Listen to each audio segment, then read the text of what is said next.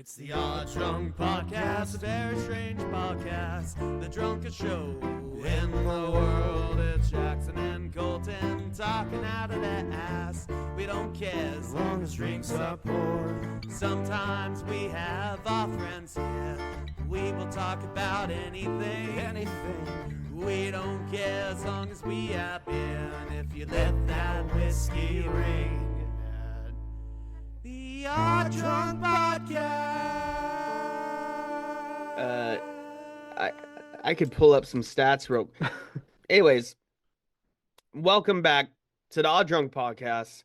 I would have said this was our last episode of the year, but it is actually our first episode of the year because Jackson, I haven't seen you since last year. I haven't seen you since last year, Colton. It's crazy. You know how many people had to make that joke at work? Oh, yes. And how tiring it got after, the third time? Yeah. Next year, people oh were my making that God. joke to me all day, and then I was leaving at the end of the day. I was going out the back door, and I said bye to the boss, and he was like, "Have a good day off," and I was like, "Yep, I'll see you next year." And then I Can't help laughed and ourselves. left. And, Yeah. And then get home and then just stare into the void for 30 minutes before you do anything. I've been doing that a lot more lately, a lot more than I'd like to admit. Like we've talked about this before, but I'll open up not so as much if I actually sit down on my desk and like if I'm planning to play a game or scroll, but like if I get in bed or like sit down with my Steam Deck, I'll just stare. Look at my options. Sometimes I'll, scroll through options, but just okay. And Yeah. then I'll finally play something after. I usually take the bus or walk to work, and I find that taking the bus, like, it gives me enough time The to debrief. debrief. I actually, I mean, sometimes I'm lazy and I take the bus, but I think I generally prefer walking. It's nice to have a At walk. least walking home, because it gives me time Mhm. to just like be alone with my thoughts, and by the time I Yeah, get home, I've kind of like decompressed. When you're talking to people all day, even if it, quick Yeah. interactions, but still it gets. Yeah, working in customer service, it's like I need like at least half an hour where I don't have to talk to anyone. And that's Work. kind of one of the things here. I'm glad to be sitting here having this conversation with you, and we're gonna we should have a good episode here. We're doing our 2024 recap, which I have done zero prep for. I'm not even gonna hide it or lie about it. I've done a tiny. We're gonna rattle off movies, I've done a tiny bit games, of prep. whatever. I pulled up 4 web pages that I haven't read. Yeah, but I wanted to bring up. So yeah, Happy New Year's, everybody. 2025. Yeah, pretty hard to believe it goes by fast. Only 25 more years until they say the Earth won't be inhabitable because of global warming. Yep. It's also the year one of the Call of Duties was in, one of the future ones. Nice. And I'm sure there was a movie that took place in 2025 that, Let's that see. list of film. Oh, you made it to Blade Runner. Oh, now you made it to Yeah, Blade Runner took place in 2019, right? yeah. I remember in 2015, that was the year I graduated high school. I went to just a block party for Halloween in the neighborhood. And my dad would never dress up for Halloween. His joke was always that he would wear khaki shorts, and he was Jeff Corwin. That was his costume. Which Jeff Corwin was wannabe Steve Irwin. Oh, okay. Yeah. But he would never dress up. So he would say that was his joke of like, I am dressed up. I'm Jeff Corwin. But I convinced him to dress up for Halloween that year because it was 2015, and I said, if I go as Marty McFly, will you be Doc Brown? For this neighborhood block party. So he bought a really like a scientist coat and like wig, and And this was back in this was 20, well, because Back to the Future 2. Oh yeah, took 10 place years. in 2015. 2015, 10 years ago. Back to the Does Future that not 2 make you, takes does that, place a decade ago. yeah. Yeah, it's pretty crazy. I looked up movies taking place in 2025 and it misinterpreted my search as movies releasing in 2025. But uh let's uh let's see. let's The see. Wikipedia page for films set in Set 2025. yeah, set Um, in 2025. Pacific Rim, Really? apparently. So I Um, guess we should be awakening some kaiju Thor, soon and Thor: some Love and mechs. Thunder. Yeah, a bunch of the That Avengers 11th, games oh yeah, they get take because place they a few got years in the future pushed because in. of the. I think we're finally caught up with or is it always going to be like 5 years ahead of us now, or a few It's, years ahead of us? I You know, don't who know. cares? Who cares Like, anymore? when does Deadpool and Wolverine take Um, place? You know, it's the in the void. Like, who? the movie Her with the one where Joaquin Phoenix falls in love with the robot. That's in 20, and That that's that so apparently takes place in topical. 2025. You know, Um, AI yeah, is getting more advanced, but it's also getting worse and worse, crowding my feeds, whatever I'm on. Instagram, even Reddit, and they're trying to battle it, but there's bots and AI accounts everywhere. And now it's getting to the point where these bots are speaking to each other and like making like it's gonna get to the point, and even I saw something about Meta was like excited about the opportunity to, and let me see if I can find the announcements. This tangent, but since it's conversation. Anyways, Meta AI users. it's like akin to the dead internet theory, where like the theory is that That's exactly large what I was gonna get portions, into. Yeah, yeah, large portions of the internet are just like just AI bots. bots, Yeah. and Well, it's like all the and just AI bots have become so prevalent that there's large portions of the internet that don't really actually have very many actual people I interacting with it. It's remember. just these AI bots just Yeah, feeding off of each other. and it's awful. It's a hellscape. Yeah. And I remember just a year or two, a couple years ago, on the, or maybe even a year ago. It's yeah, a couple years ago I remember when we were just playing around with AI images and how like archaic it was, and like, Chat GPT, and like now it's technically getting more advanced, but it's producing, and there's people that do this, and also I would assume bots are also posting the garbage, but Yeah. just heaps and heaps of this terrible AI videos and generated images. Like, it's mind numbing. And uh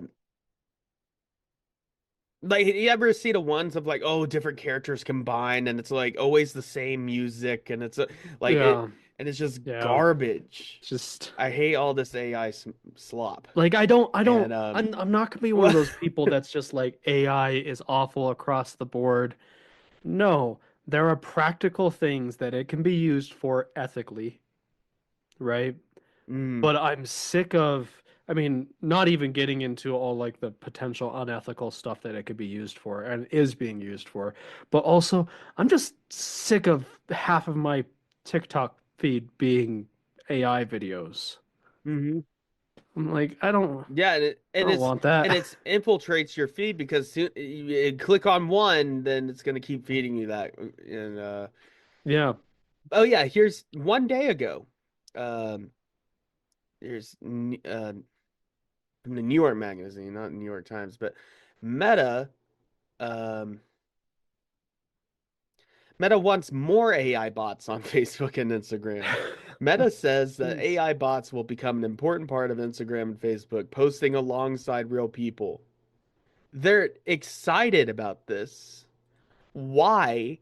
And why is having fake, just to bloat your numbers with bots? It, it it's scary. And yeah, the dead internet theory, I think imagine how it is right now, 2026. Imagine just the actual percentage of real people you will interact with on the internet. I mean, uh, it Yeah. it's it's getting scary. Uh, and I did find there's not very many examples for 2025 specifically, but I found a thread here of sci-fi and dystopian movies that take place in a future that's already passed. So yeah, that's what yeah, that's yeah, apparently, so talking we about. already mentioned Back to the Future 2. Mad Max Beyond Thunderdome takes place in 2005. Uh, That's amazing. yeah. And the Well, this post-apocalyptic person pointed out future Skynet of becomes self-aware in 1997. So in the 1997, yeah. Terminator universe, we would be well into Yeah, the and the the new in the Terminator apocalyptic part. in the anime, which actually ended up being pretty cool, because it was like a story adjacent, because it's set in Japan, but it's a story Mhm. adjacent to the Terminator story, and this adjacent AI, going back on AI, that's like to Oh yeah, compete with this Skynet. this But person anyways, pointed out the we are 5 years away, or this was 9 months ago, so 4 years away from the future war scenes in the Terminator movies in 2029. yeah, the show like takes place in, well, the future portion is like in 2022. Um, I love movies that come out where the now future's in the past. that are old franchises where they just embrace that. Hmm. Or one thing I noticed is recently I've been playing a little bit more of Cyberpunk 2077 and the flashback scenes in that. I don't know how much of that you ended up playing when it came out. I'm Um I'm starting again. nice. So Yeah, there's I flashbacks really enjoying it. without spoilers, there's flashback scenes where it shows you Johnny Silverhand. Yeah. Um I've gotten into yeah, yeah. back before he was you know, originally dies. And those take place in like 2024, Yeah. which is No, great. yeah. I thought that was pretty fun. And of course it came out before 2024, and then here we are. Um, this is a article Escape from New York is set in 1997. yeah. It's Yeah. perfect. I love it. Um, great. Escape from New York, great film. Inspired Great. the character of Solid Snake, So good. with Kurt I Russell's have a Snake friend Plissken. who he has one of his dogs is named Pliskin, That's cool. and he only knows about Metal Gear Solid because he's a big fan of Kurt Russell, and he is thus aware of the Oh, existence of a video game character who's and named he's after gone down that that rabbit character. hole. Yeah, Well, he has now two dogs. One of them's name's Pliskin. The other dog is Ripley. tell him to grab the Phantom Pain when it's on sale. Or it's Yeah. like $20 for every, and it's still such a great game for 10 years ago, by the way, I believe. Oh yeah. Um, I but think I currently have that downloaded, like ready to boot up. Because I it's would love to boot that up on the Steam Deck. oh, See how that runs. play it on the Steam Deck. It runs like butter. Like Nice. I'm serious. I You can set it on I mean, I could overkill it on my PC, but well yeah, the on the Steam trivial. Deck. You can Mhm. set it at not the like the ultra high settings, but high settings Mhm. at 60 frames a second, and it will never drop below 60 frames a second. It will hold that frame rate the entire time. Yeah. And Imagine. I like to in games that like don't really need it. I like to set my refresh rate to 40 for Mhm. 40 frames a second because that's like still it's still higher than 30, so I mean, on the you're still deck, getting decent frame rate, but it saves a lot of battery life. yeah, especially Like if you're playing on the go and if you're not so if you're playing a game that doesn't don't really have a charger handy. need the 60 FPS, then that's a good option. And if you can set Phantom Pain at the Well, and you highest can turn possible the graphic settings and set the frame refresh rate to 40, and and you can adjust it'll the CPU clock and yeah. But the if you power do that, usage. you can set the refresh rate to 40, and you can have just a a smooth 40 frames I a would. second the entire time. It doesn't drop one frame. It's an old game, but I remember I was messing around with like the power usage on the Steam Deck, and I was playing Arkham City at 60 Mm. FPS and only using like 10 or 9 watts of power. Like I wasn't even, and I could play it for like, I mean, I think the battery life said it would last like 5 hours on Arkham City. I mean, I think what I Uh, found with the Steam Deck, like it's cool that you can play new games I've got some on games I it. want to talk about actually that Um, are Steam Deck, or at least I mhm, think are best played. Well, yeah. best played Well, portably. I've found I think it's really cool that you can play newer games on the Steam Deck. I've been playing some of the like the Owlcat games, Pathfinder, and Rogue Trader Warhammer on there. Like those are some newer games that run really well on that. You can play Doom Eternal, which runs like butter on it. Um, a lot of newer games, but I find the most magical games for me on the Steam Deck are the old games, which you should not be surprised run, but they Yeah. run perfectly. Yeah, that you wouldn't think is optimized like or like like Phantom Pain. Like you boot up Phantom Pain yeah, and you're just like, this is a better experience than the original release of the game. right, Which yeah. that's where the Steam Deck I think actually blows me away the most. um Going back on the dead internet how No, yeah. well it's just becoming a thing. I mean, it's just happening, but this is on this is from 3 years ago at this point. Over 80% of Twitter accounts are likely bots, according to former FBI security specialists. Oh, jeez. And that was 3 years ago. Oh, God. I'm trying to find like a hard. There's not like a. I mean, I'm sure if I went to Statista or something, yeah. Human and WebBot. Yeah, here's Statista. Distribution of bot and human web traffic worldwide from 2013 to 2023. And it has categories for bad bot and good bot. Um, in 2013, 57%, according to the statistic, was human. And then we saw an increase to 62% human um, traffic in 2019, and a stark decrease since 2020. And, COVID plays into that.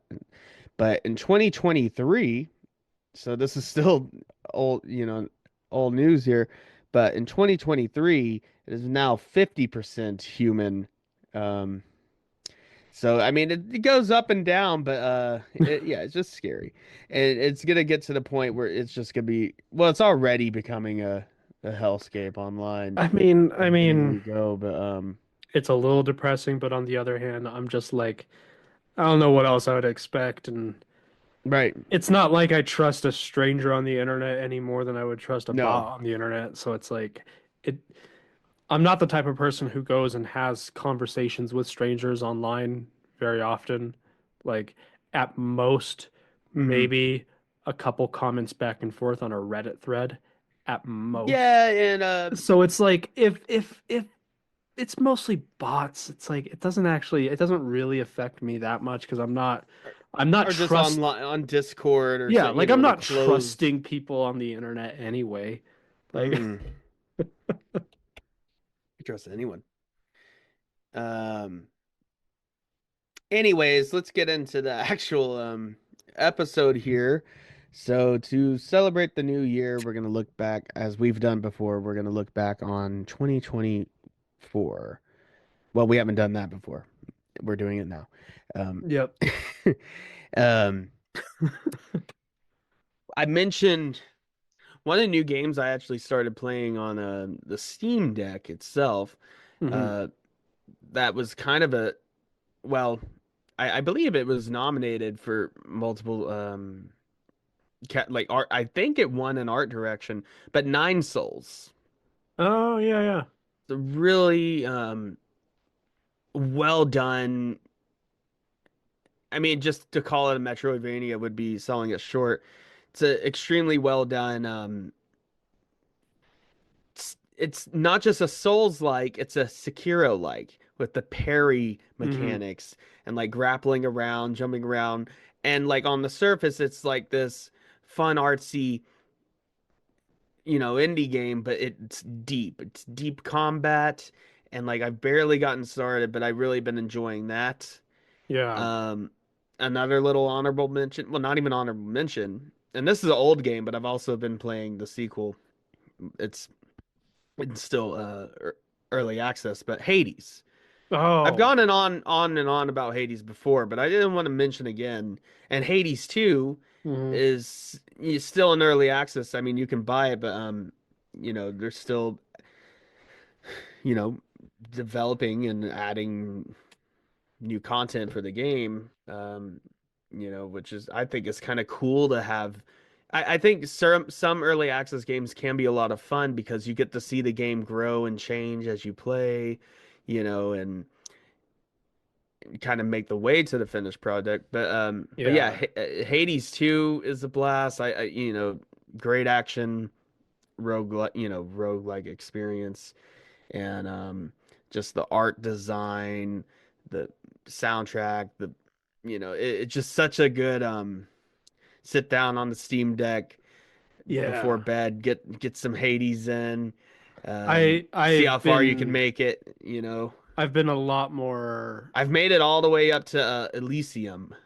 nice. Yeah. Yeah, I've been a lot more into games like but that. Like playing mhm. I've not played Hades too, but playing Hades. Just games that I can sit down for just a little bit and play. Well, I've been playing Um, I Hades more just because for I want to for try to.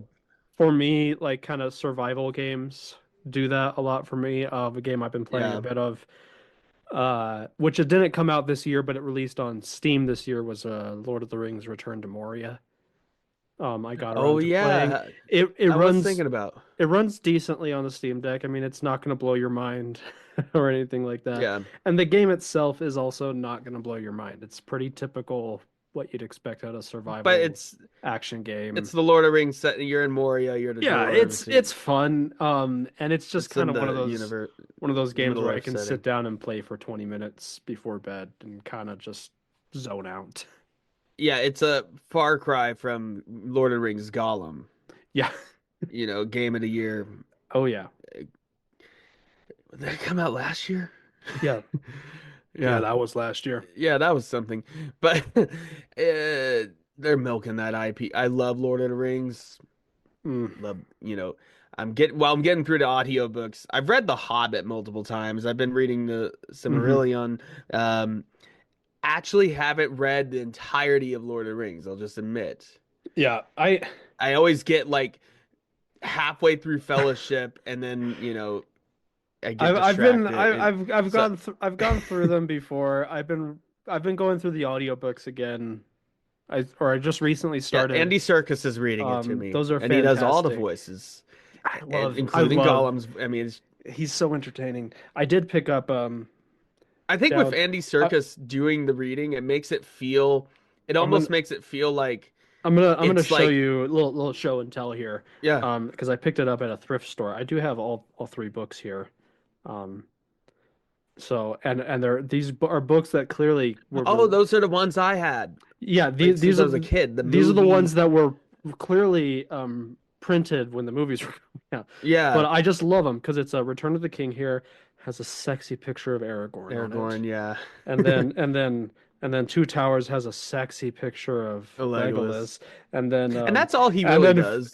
Fellowship has this picture of Frodo,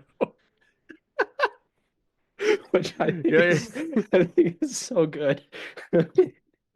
Um, so Two Towers, you get sexy Legolas, and then you get handsome Aragorn, and yeah, then first I one mean you get a frightened. slightly Well, because a disturbed Frodo. he's always disturbed and frightened or slightly, he has a rough go about it. He doesn't get to go on a fun little adventure Oh like yeah, Bilbo. no, Like Frodo, if we're gonna, it gets thrown in.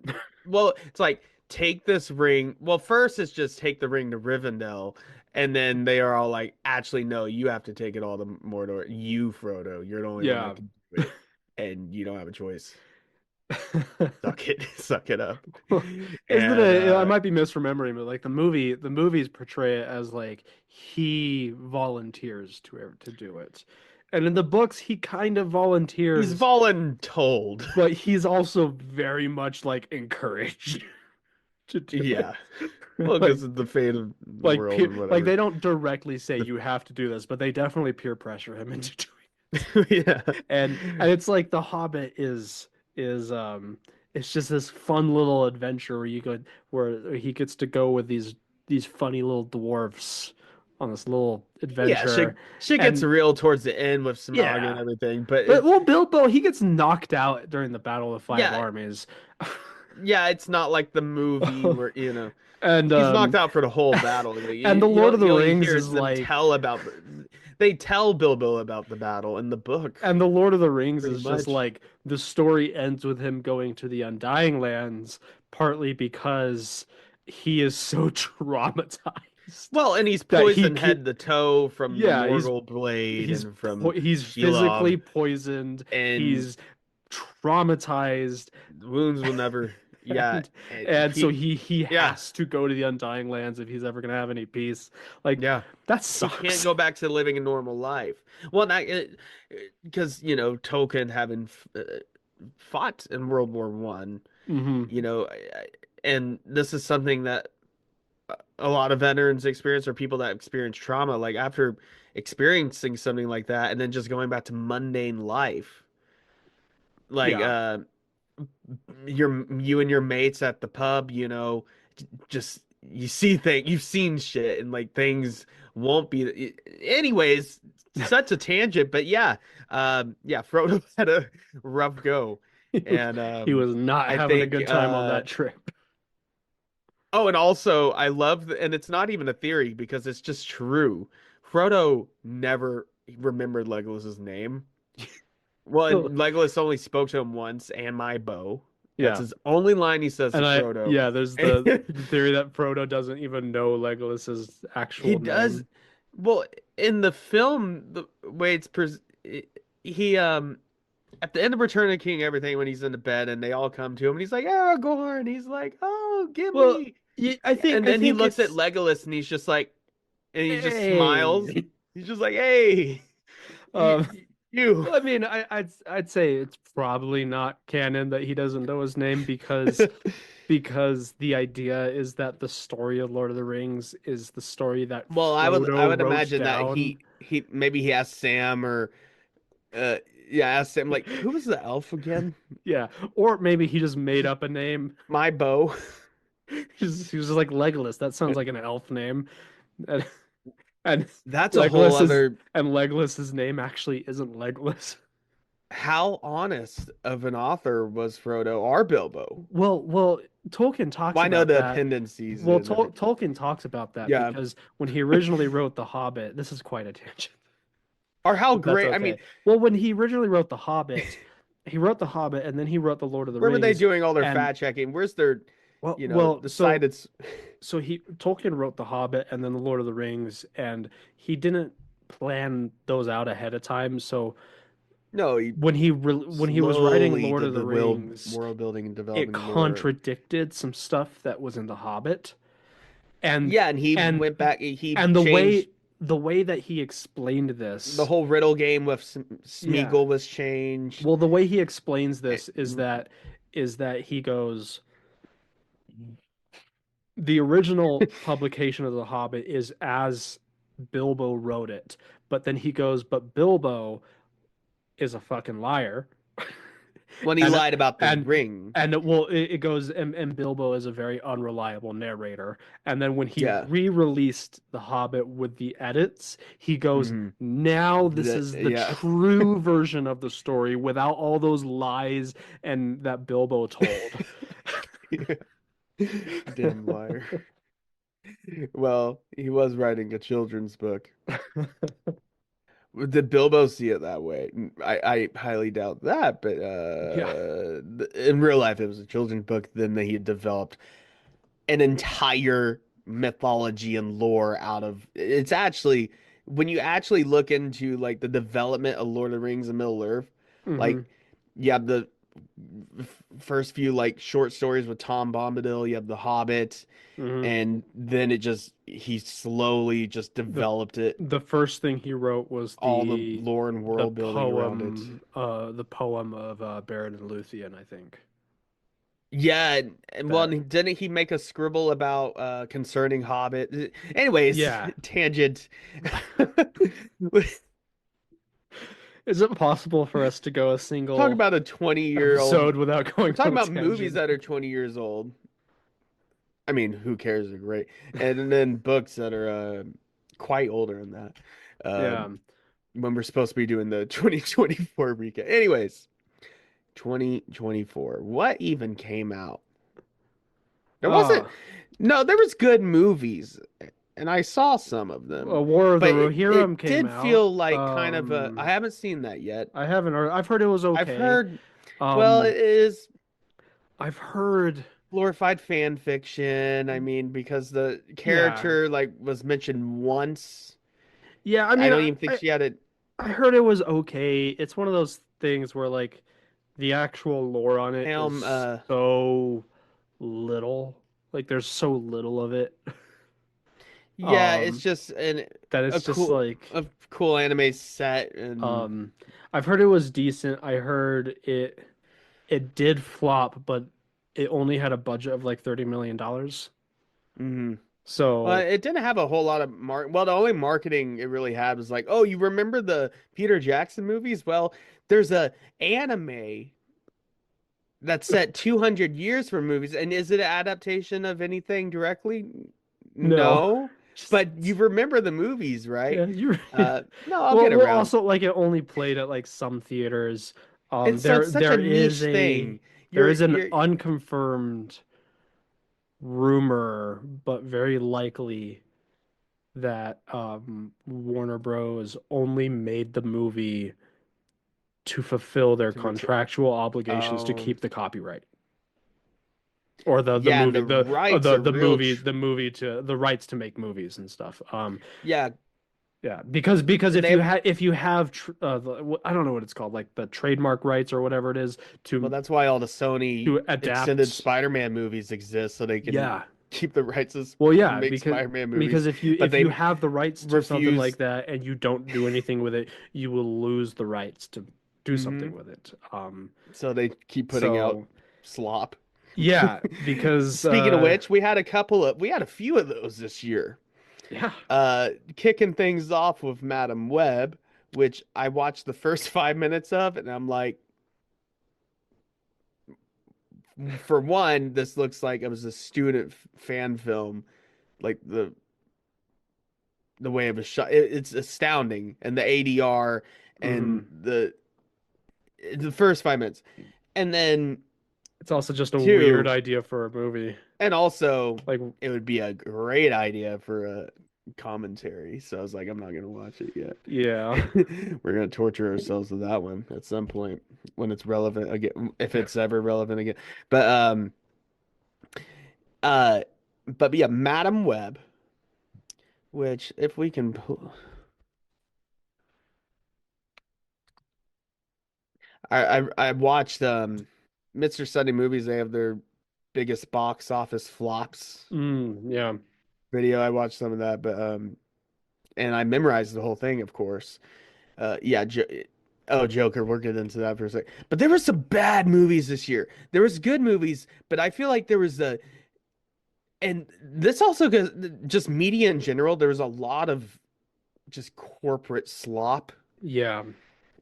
out I this year. like I And feel like it I just didn't feels like in particular. I feel like I But didn't see a whole lot of new movies this year, but maybe that's just because I only went to ones well, that and you're actually looked selective when good. you're spending that much money, Like on yeah. tickets and then the popcorn, all that. I mean, it's money, it's I went to time. go see Moana 2 last week.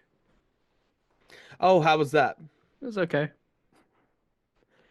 Did it feel like multiple episodes stitched together into a movie? Um, no, I think Or it felt a little bit more cohesive than that. I've heard that that's the background of that movie was it mhm. was supposed to be that. If that's the case, they did a decent job Do you think with it. we're gonna get the real Moana too? I don't know. Um, Because um, I have a theory that Moana 3 is gonna be what Moana 2 was originally gonna be if they maybe. do it. I mean, And then we're getting the live action thing, but yeah. I mean, it was fine. It does that thing it that made a lot of money. it does that thing that kind of just okay sequels do, where it at the beginning of the movie just dumps a bunch of exposition and introduces a lot of new characters very quickly because it just needs to get it out of the way so they can Mhm. move on to the actual story.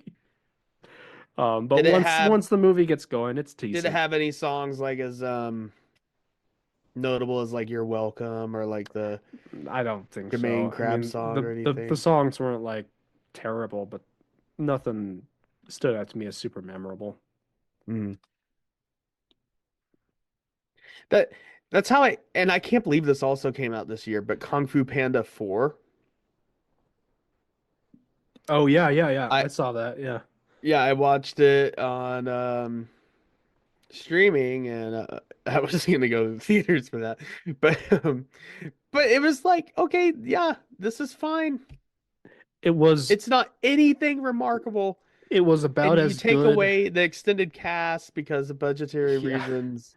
It was Um, about as good as you could expect the fourth movie in a franchise that did not need more than two movies to be. mm, yeah. Like, because I like those movies, but I think they could have stopped it at number Well, they two and it would have keep been pumping them fine. out.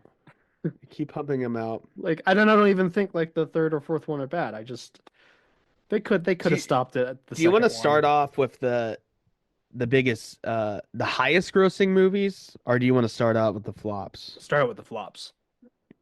Or you don't want to end on a sour note? Yeah, let's start out with the flops. I don't want to. Um, all right. So this is from Ranker, but yeah, this is the biggest box office bombs of 2024. I'll start us off here well, I'm not gonna go through every single oh, we watched one of those. Um, sure, I'll start off.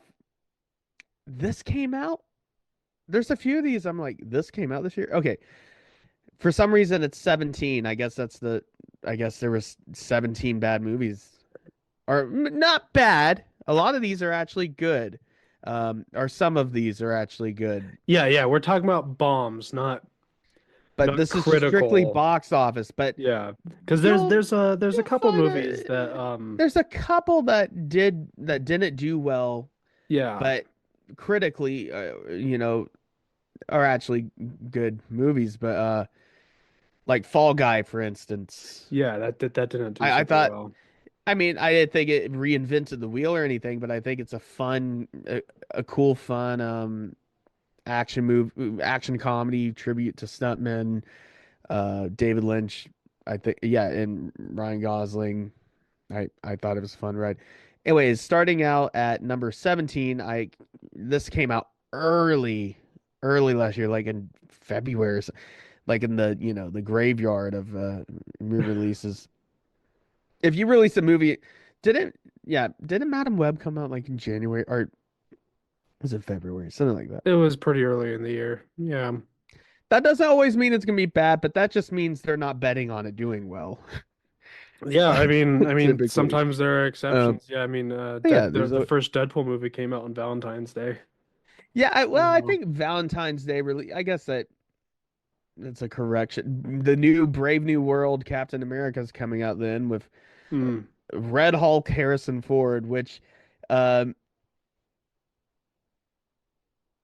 I am not. I can't. I'm not I'm excited to excited. see Harrison Ford Hulk out. I mean, Oh well, that's gonna be I'm fun, not right? excited for that movie per se, but like I don't have high expectations for it. But I've seen some of the more recent like trailers, and it's kind of caught my interest a little bit of like, okay, that might Well, I'm be just skeptical that of all the could be reshoots I've fun. been hearing about, like Yeah, like reshoot after I have reshoot. kind of low expectations for it, but I've seen some of Like the more recent apparently, trailers, and I'm like, like that test might be.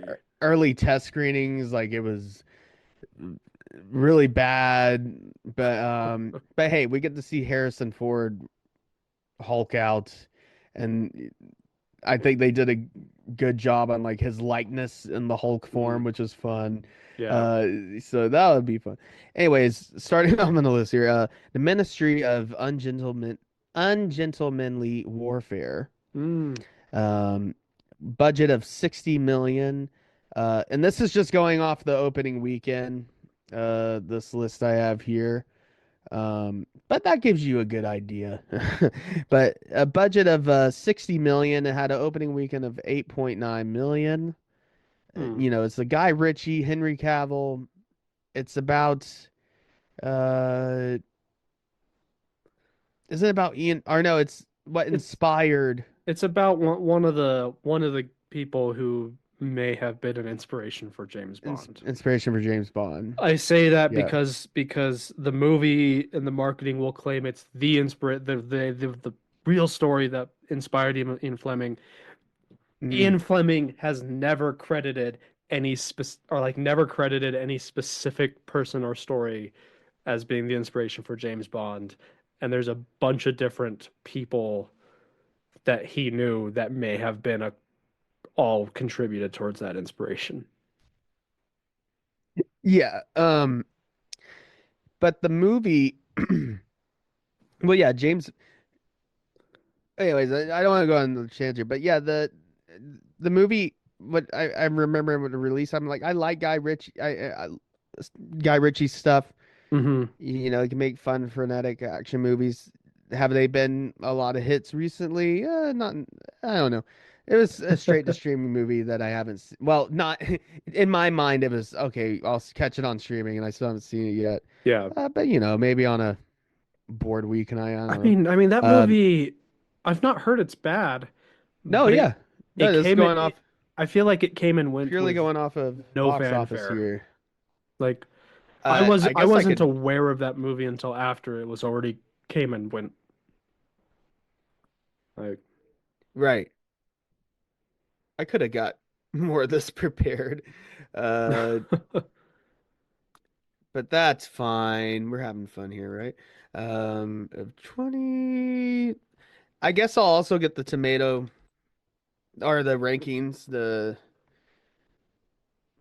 critical rankings. Let's see this. I mean, a lot of these haven't. Oh yeah, Borderlands. Oh, Borderlands. We'll get to you, oh, I Borderlands. forgot about that one. Yeah. Yeah, that's one I, you know, didn't want to associate with, but here we are. Uh, um, right, okay. Anyways, um, number 16 we have Lisa Frankenstein, which didn't you see that one? I saw that one. I thought it was fun.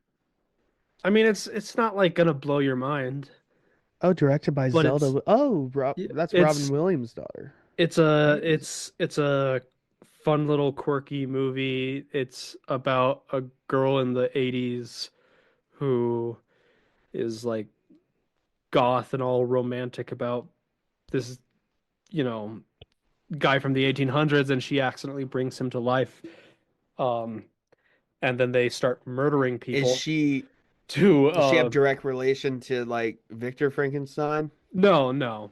But Or is that just it's like this zombie, and it's I don't remember which one of the guys from that was in Sweet Life of Zack and Cody. I don't remember yeah, which one of the twins. Cole Sprout. Yeah, that one. Yeah, he's in it. He plays the zombie, and he doesn't speak in the entire movie, which is fun. But the plot of the That's movie is as he comes to life. He's like a zombie. He is from the 1800s, and they discover that because since he's a zombie, so he's like all gross and rotting. But they discover he can uh replace his body parts with body parts of other people so that his body will like work better. So they start Okay. murdering people. Oh. And it's fun, and it's like the when they um sew a body part onto him, she puts him in the faulty um tanning bed that electrocutes him, and that's how it like brings him back to life, type of thing. It's silly and quirky, and I mean it's not like an amazing movie, but it's fun. It's worth a watch, I think. And did that went to stream or no, it no, it had a theatrical Yeah, release. yeah, I saw that in theaters. Um yeah. All right. Next, this is one that I still haven't seen, and apparently a lot of people didn't see, even though it had good word of mouth. I've heard it's great. But Furiosa. Oh yeah, I haven't seen that yet, which is Yeah, embarrassing because I'm a big Mad Max fan, but yeah. That's one I definitely want to get around to catching. I'm gonna catch up on some of the ones I missed now that they're on streaming and everything, and but Furiosa had a budget according to this, $168 million, with an opening weekend of 26 million. Um, I wish this had just the actual box office itself, but either way, yeah, that one, uh, I think just suffered from it just came out at the wrong time, maybe, and just the market, I think maybe not the best it's a marketing combination of that, and I think it's also because it came out what like 10 years after. Mad Well, it's been a Max while is since Fury Road. I think also Mad Max is not a It's not like this franchise big that IP. yeah, Like, it's not an IP that's as popular as I think everyone likes to wants it to like be, yeah. like I think it's one of those like people like to talk about Mad Max, but they don't actually show up for it. Right. Like it's one of those types of things. Um but yeah, I heard it was good. I haven't seen it yet, but Maybe we should, well, but yeah, because like also Anya Taylor, Fury I mean Road, Anya which Taylor-Joy, I heard she's great as Furiosa. Chris Hemsworth wears a big nose and like hams it up. yeah, Um, but like Fury Road, which I don't know what year that came out. Despite being like critically like everyone like loves it and loves to point to that movie as like that's what practical effects could be, and this is a how cinema can be an art form and all that sort of yeah. stuff. It didn't do super well in the box office either. Like Mad Max has never done well in the box office. Yeah, Fury Road, that came out, That was like 2015 or something like that. yeah, 2015. So you release a sequel, a Mad Max sequel, 10 years after Fury Road, and it's a spin-off. And yeah, I just think a lot of people just, with everything that was coming out, because it was a bloated year Hmm. and just people went elsewhere. Um, but yeah, Furiosa is definitely one I want to check out though. And it's a shame. And I had a 90% tomato. Yeah, unanimously, people loved it. I heard like the only little gripes I've heard in passing was maybe a little more CGI than people would have liked, Hmm. uh, but otherwise, yeah, I heard it's a great, I mean, action movie. I mean, Yeah. uh, and yeah, it's definitely one I want to catch, and I love it. I think Anya Taylor-Joy is doing great work recently too, and George Miller. I mean, always kills it with Mad Max. I mean, it's his baby. I mean, Yeah. uh, Um, yeah. yeah. Mad Max and Happy Feet. How old? Yeah, Happy Those Feet, just out the of two big franchises from George Miller. Um, yeah. That's just astounding. How old is he? he's up there.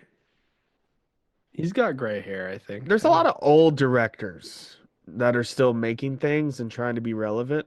That's awesome. George Miller, he is No, the 79.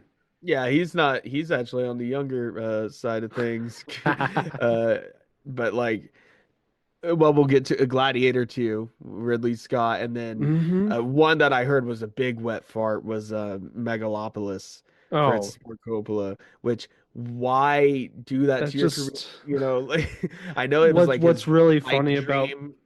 You know, Megalopolis is there's been like the last couple months. There's been a bunch of people online who are trying to flip the script on it and say, yeah, actually, it's a genius movie, yeah. and I want to see it. and if you don't think it is, you just don't you don't understand the nuances of film. And I've seen some people like make that claim, and I think Some, they're making it unironically, but they're just being a bunch of fucking douchebags. Because I've seen a bunch of other yeah, people respond and being like, "What the fuck are you talking about?" right. Like, I don't know. Yeah, Francis Ford Coppola. I mean, Apocalypse Now, The Godfather. It's just these House. I mean, he's made the people who are amazing trying to flip the films. script on that one are just these people that are going, Francis Ford Coppola, um, like he can do no wrong type of Right. thing. And I've heard some people say like, oh well, it'll grow on people because you know Apocalypse Now was panned when it first came out. No, it wasn't. Yeah. It They was like to say, yeah. yeah. No, no, it wasn't. Apparently, he was like losing it on the production of that film though, of Megalopolis. Like he fired the whole art department at one point, Oh my and God. like apparently it was very. Well, he's just losing it. You know, hey, age is a cruel, time's a cruel mistress, and He sold like his vineyard and yeah, well, yeah, funded this it is himself, he funded it which because is no production company, like he's been trying to make this movie for decades. yeah. And now everyone understands Um, why nobody wanted to fund it. yeah, so that's happened. Um, I just got a fake news article that he passed away. No, he had not passed away. He's still kicking. Freaking. Anyways, let's keep moving on here. Number so the Red One, Mm. which we just recently did a commentary on it to kick off, celebrate Christmas or the holidays here at the Drunk Podcast. So check that out if you'd like to listen to us blabber on about Chris Evans' brown shirt and go on tangents while we watch Red One. Uh, and we talked It's about it yeah. there in the commentary, but with a astounding budget. This is one of the highest budget It's movies of the insane. year, Yeah. if not possibly the highest. I mean, it's a contender for the highest budget film of the year. And yeah, yeah, the quote with The Rock saying he watched Oppenheimer and he was like, "Oh, Red One on IMAX, it's game over," or whatever. Um, we watched it. It was it's not something that I would. It's like, oh, every Christmas we got to put on Red One in the background kind of thing, or but it's fine. It's a mostly inoffensive try. Well, I mean, maybe I'm being a little too easy on it. It we discussed this like while watching it for the first time on the commentary, but it felt like a movie that was trying to be for everyone, an action movie, a Hmm. Christmas movie, a comedy, all these different things, but it didn't really feel like it was for anyone. Yeah. Um, but there was nothing offensive about it. It was It just was a fun little fine. turn your It's brain off, holiday Christmas movie, and also trying to bank on a huge box office mega hit on a Christmas movie. Yeah, That's mind-boggling. I think it's really the budget is just really puzzling to me. Yeah, But I also like but probably they collected. so much of it probably just went to the cast. Yeah, Like, yeah, The Rock, Chris Evans, yeah, just collecting paycheck, making a goofy.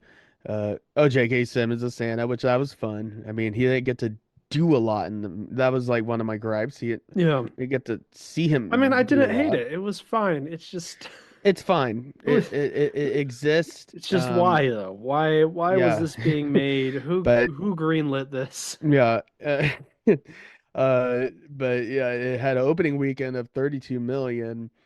And for a Christmas movie, you'd think that would be good. And I'm just gonna leave it there.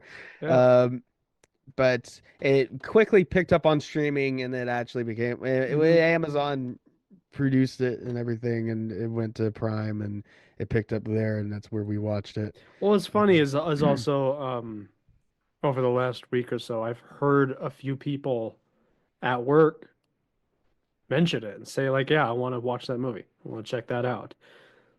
As soon as it went to streaming, As or soon as it went to prior? streaming, yeah. Right, yeah. That's the point though. It's like no, it's a movie I think that people Well, actually kind of want to watch. It's just nobody wants to pay to go to the movie theater well, for it.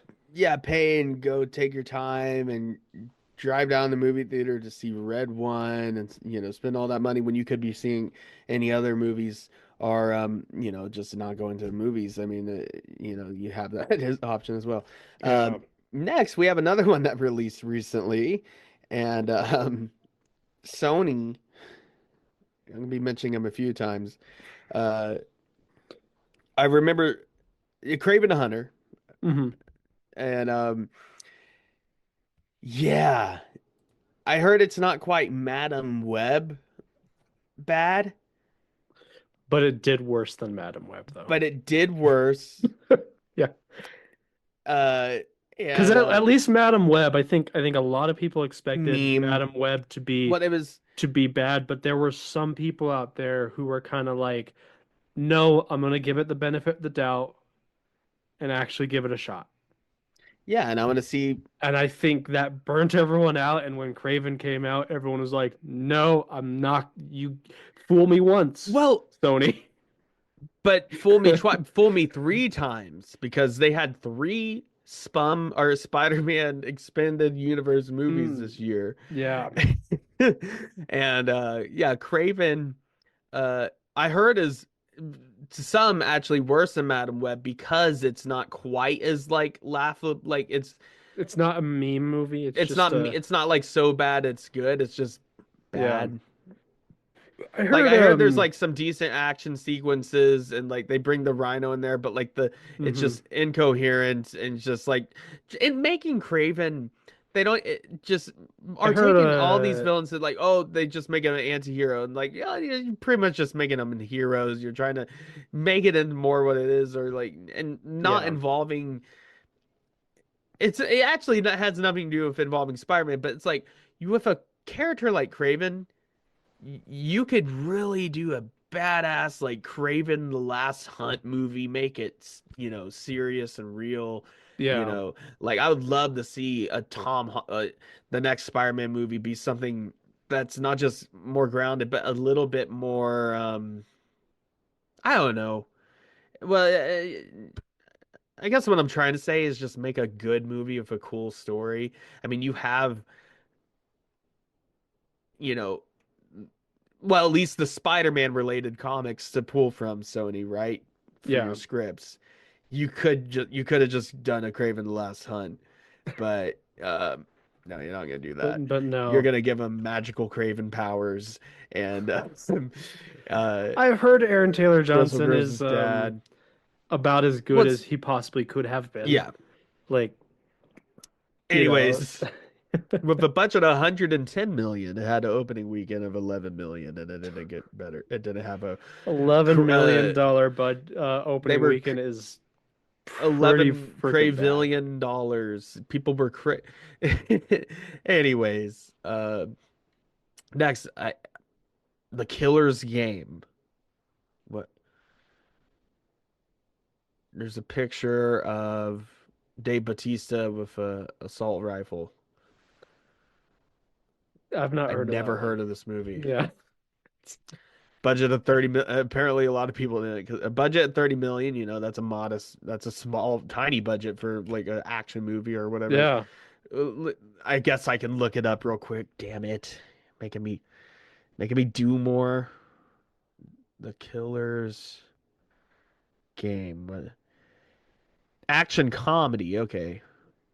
47% Diagnosed with terminal illness, top hitman Joe Flood decides to take matters into his own hands and take a hit on himself.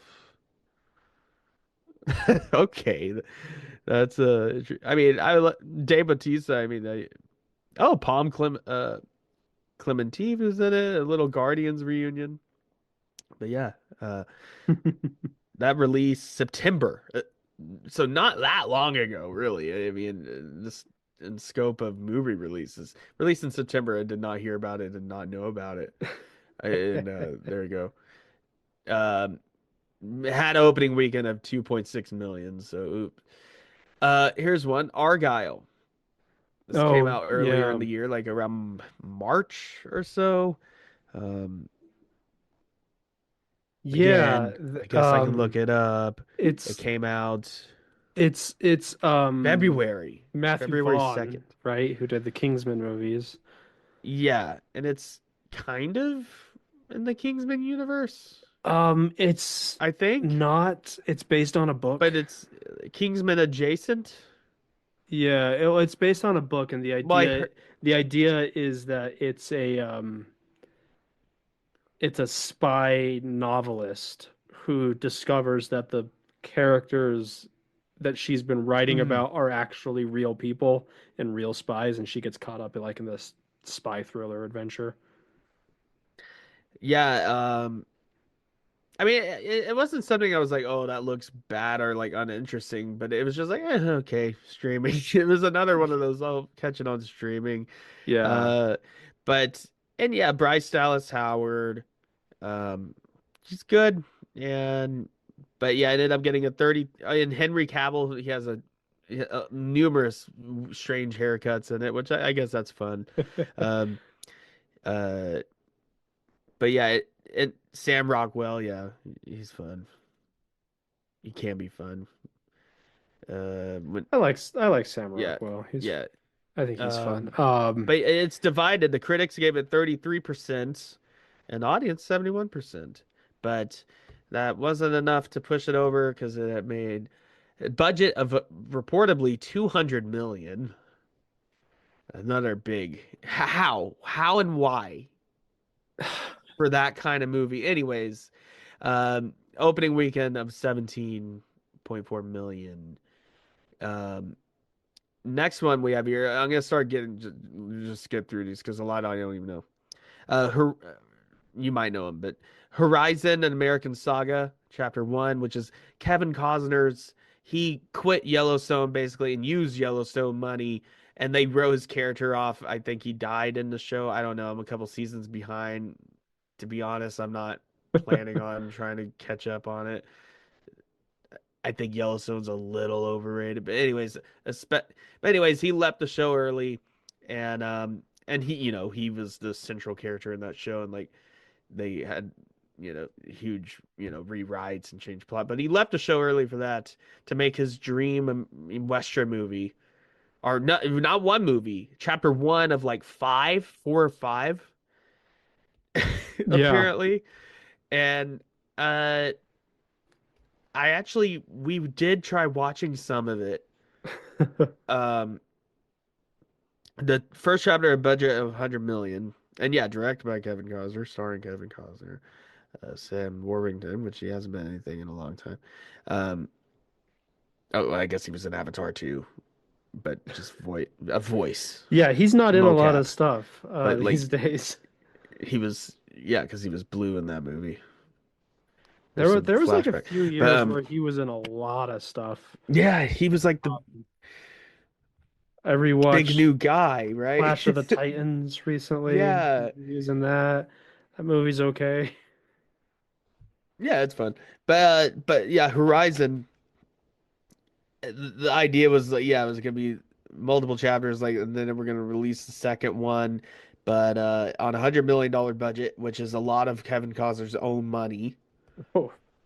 Uh, had an opening weekend of 11 million, so that must sting a little bit. And yeah, I watched some of it, and I was like, yeah, this is just a long, drawn out Western that feels like of the different era of like the 90s Western era, Kevin Costner Western era. This is like Dancing with Wolves light, like it, but and it was just a long, slow, relatively, it doesn't do anything, at least from what I've seen, that like elevates westerns, because movies Yeah. try to do that now, like let's elevate western or like put our own fun spin on it or do something interesting. No, it's just like he wanted to just make a big long western again, and Yeah. that's what he's doing.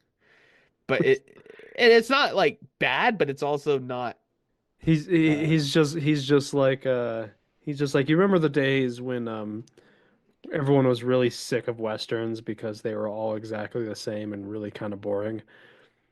We should make one of those. yeah. Yeah, I mean that's yeah, that kind of wraps it up. I don't know why there's some 2023 films listed here unless they released it like late in the year. I'm gonna skip over those. Plus, I don't know any of them. Uh, so Yeah, yeah, that doesn't none of that count. 2023 Yeah, nonsense none of that here. nonsense. Gosh, get out of here. Here's another one that did. This one kind of looked like a fake movie, but Fly Me to the Moon. Oh Scarlett yeah. Johansson and Channing Tatum. A That's budget of the 100 million. the fake movie. I it looked like a movie that you would watch in a movie. Like I've that would be I've playing in the heard that. movie. Yeah. And Which I is heard that which is funny because isn't the movie about them faking the moon landing? yeah. So I guess it's incredibly meta. Yeah. But yeah, it's about faking the moon landing. I quickly watched a trailer just because I was so curious. But a budget 100 million at opening weekend of 9. Going on to let's get to one. Okay, Borderlands. Oh, Budget 115 million. I'm surprised this isn't accounting for more. I'm sure, with which there wasn't quite a lot of marketing, but either way, not only just the box office flop, but I heard egregiously bad yeah. and like an insult to fans of the IP of the games. Uh, yeah, directed by Eli Roth, which I mean, not really known for good movies. Um, let's see what else has he done. Oh, he did the Thanksgiving. Okay, yeah, that was like the Grindhouse one. Knock Knock with Keanu Reeves. Yeah, I Jeez. remember watching that one. Not a good movie, but a fun one. Uh, Ana de Armas was in that. Wow, I did not realize that. Anyways, A House with the Clock in Its Walls, which I heard is a fine like kids fantasy. It similarly looks like the Goosebumps movie that Jack Black was also in. Either way, yeah, That not a movie whole lot of was not as uh, bad as it looked. which one? The Jack Black Goosebumps movie. I've only saw the first one. I think they made two or three of them, but I did eventually watch that one on streaming and was I'm not saying it was amazing, but I was pleasantly surprised because I expected it to be really bad, and it wasn't really bad. Oh yeah, no, yeah, I've seen some of it. What's going on?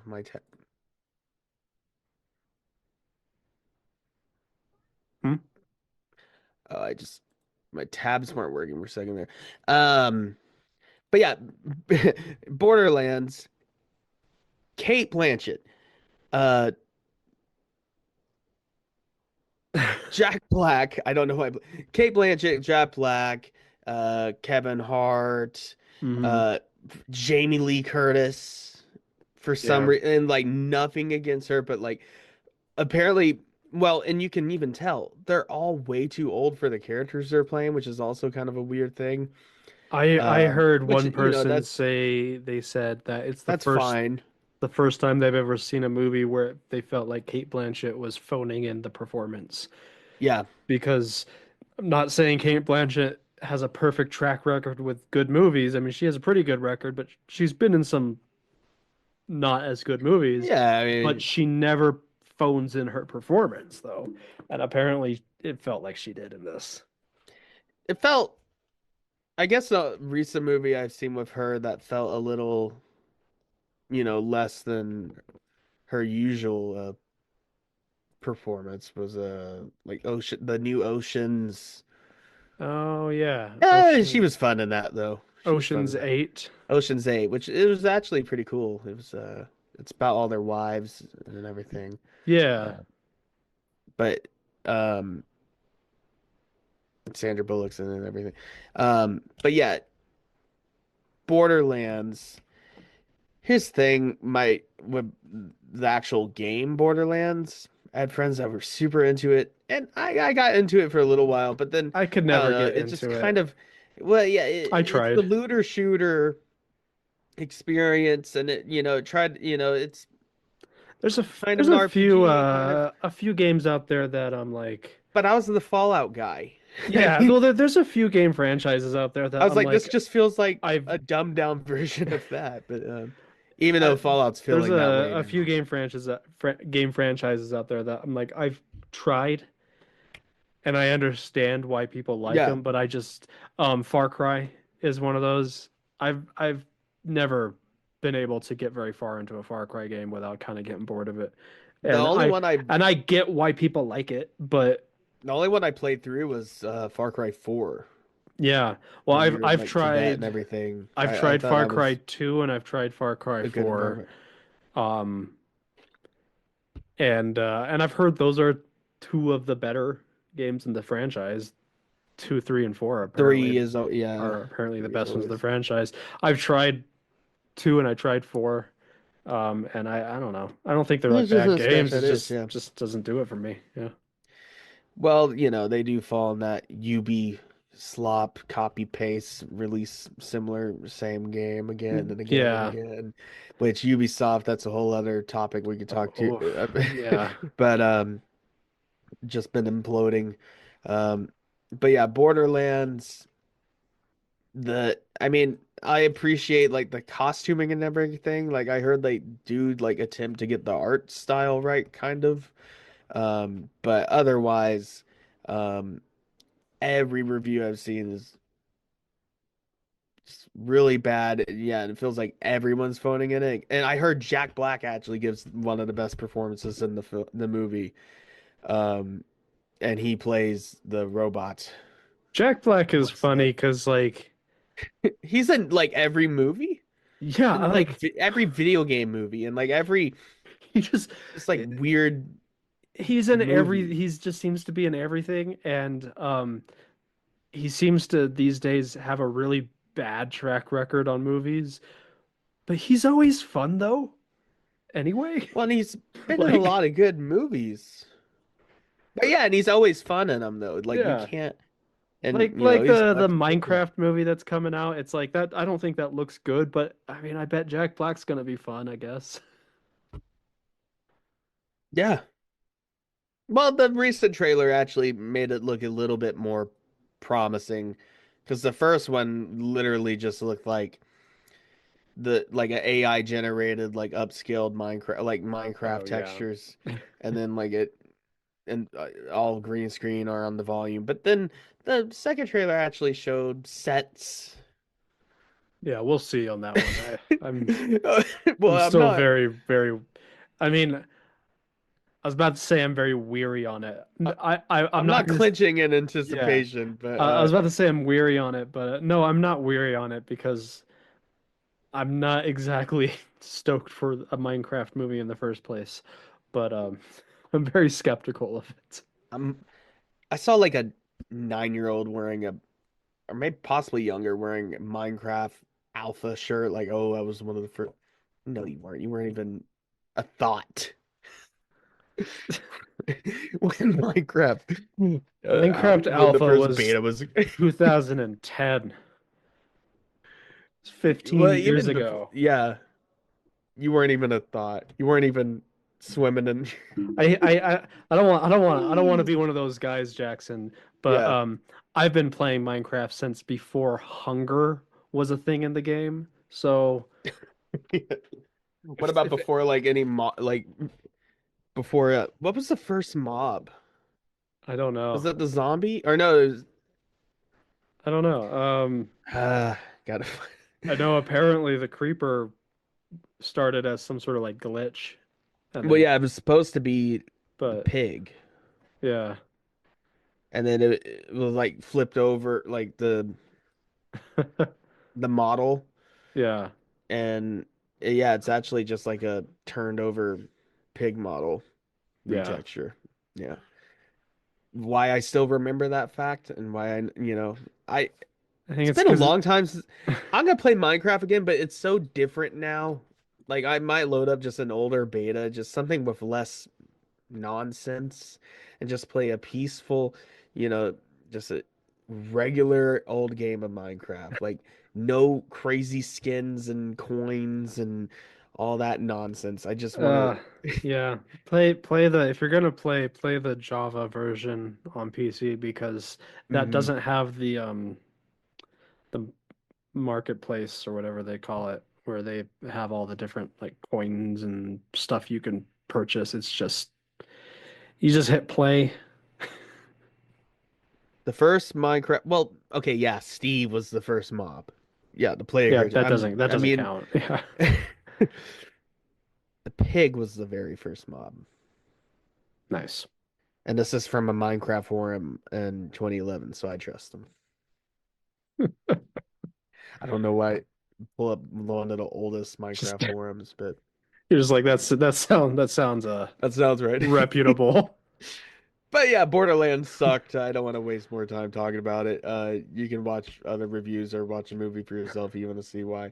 Um, it, but yeah, $115 million budget opening weekend of eight, and it quickly dwindled even more after that. So just burning money. Um, Now that's a Book of Clarence 2023. Skip. Madam Web. Budget 100 million, opening weekend of 15. And yeah, we talked about it earlier. Um, it is I think it does fall in that so bad it's good category, maybe.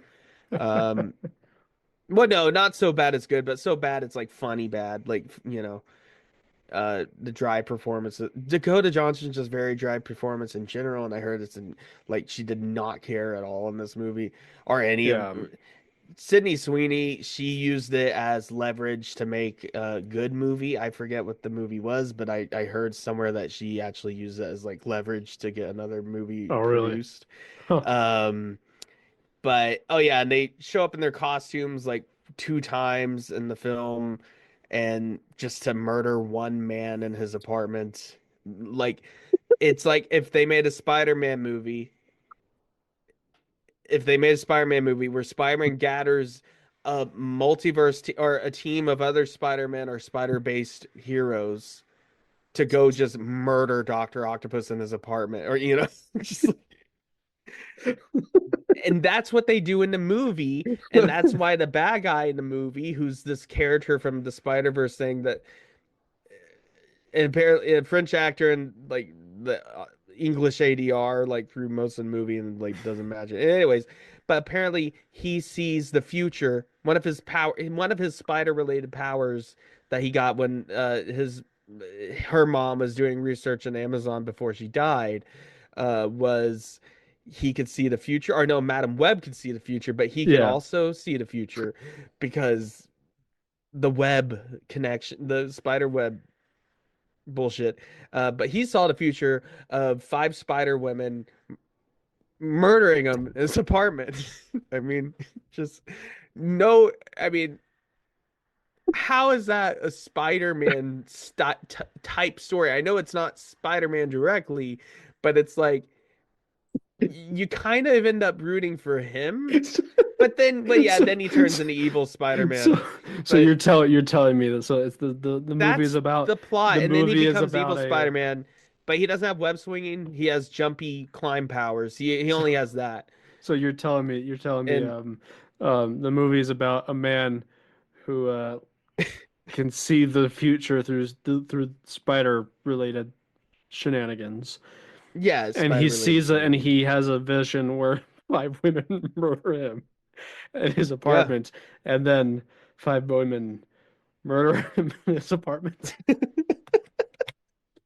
Is that what Well, he comes happens? after him. Is that what He, happens?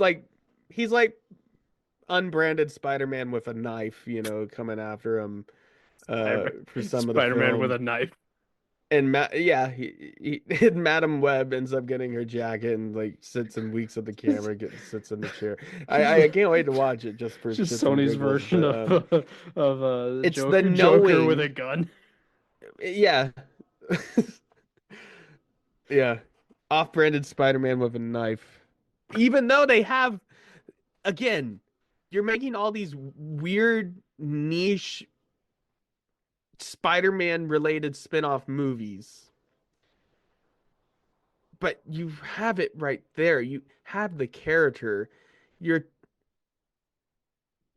and you have the characters and you could do them right and you could do it with the right stories, but then you just try to make them a new Yeah. IP, like let's make Craven a hero. Like Venom was the only one that worked, and those aren't like amazing movies by No, any yeah. uh, you know But they kind of are they're but they're watchable. fun, and Like, Venom works with that, yeah. with being a solo character, and still astounding he never gets the spider logo, throughout the Yeah. never no interaction with Spider-Man otherwise than licking the TV screen, and then he's at a bar for No Way Home, which I guess that's funny, but uh I do like the joke in No Way Home that he did get pulled into that universe, but he just ended up at a bar in Mexico and spent the entire time just drinking.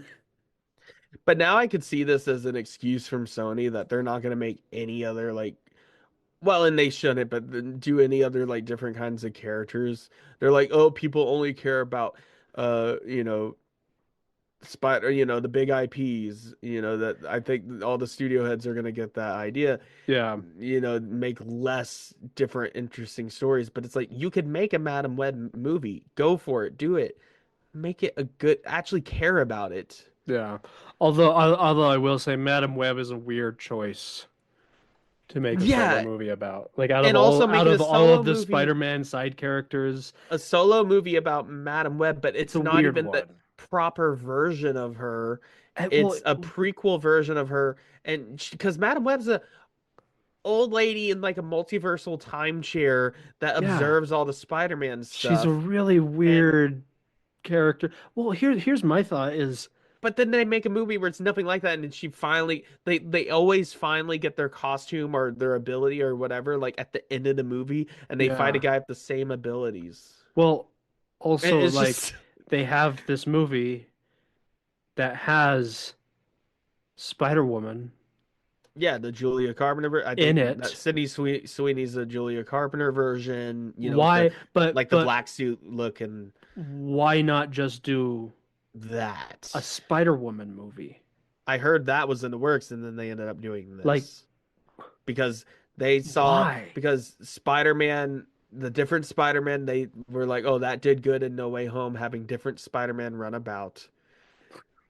But it's like, okay, but they are iconic portrayals of the characters that we've all grown to love, Yeah. and you're Yeah, just that throwing more, just okay, let's just do more characters. Across the No. Spider-Verse worked because it was a really, really Well, like and it's really well done it was animation, really well done animation with a lot of care and love behind it. but it has a And No Way Home heart in the worked story. because of nostalgia. Yeah. Well, and Like, also, I mean, I think that's a good movie too, yeah, but like, but no, it's it wasn't fans. just Yeah, some random spider people running about. It was Tobey Maguire and and Andrew also Garfield running they don't about. do anything. Yeah, They don't have any spider powers until like then. And, well, the flashback where they just murder a man they in his just apartment, murder a guy.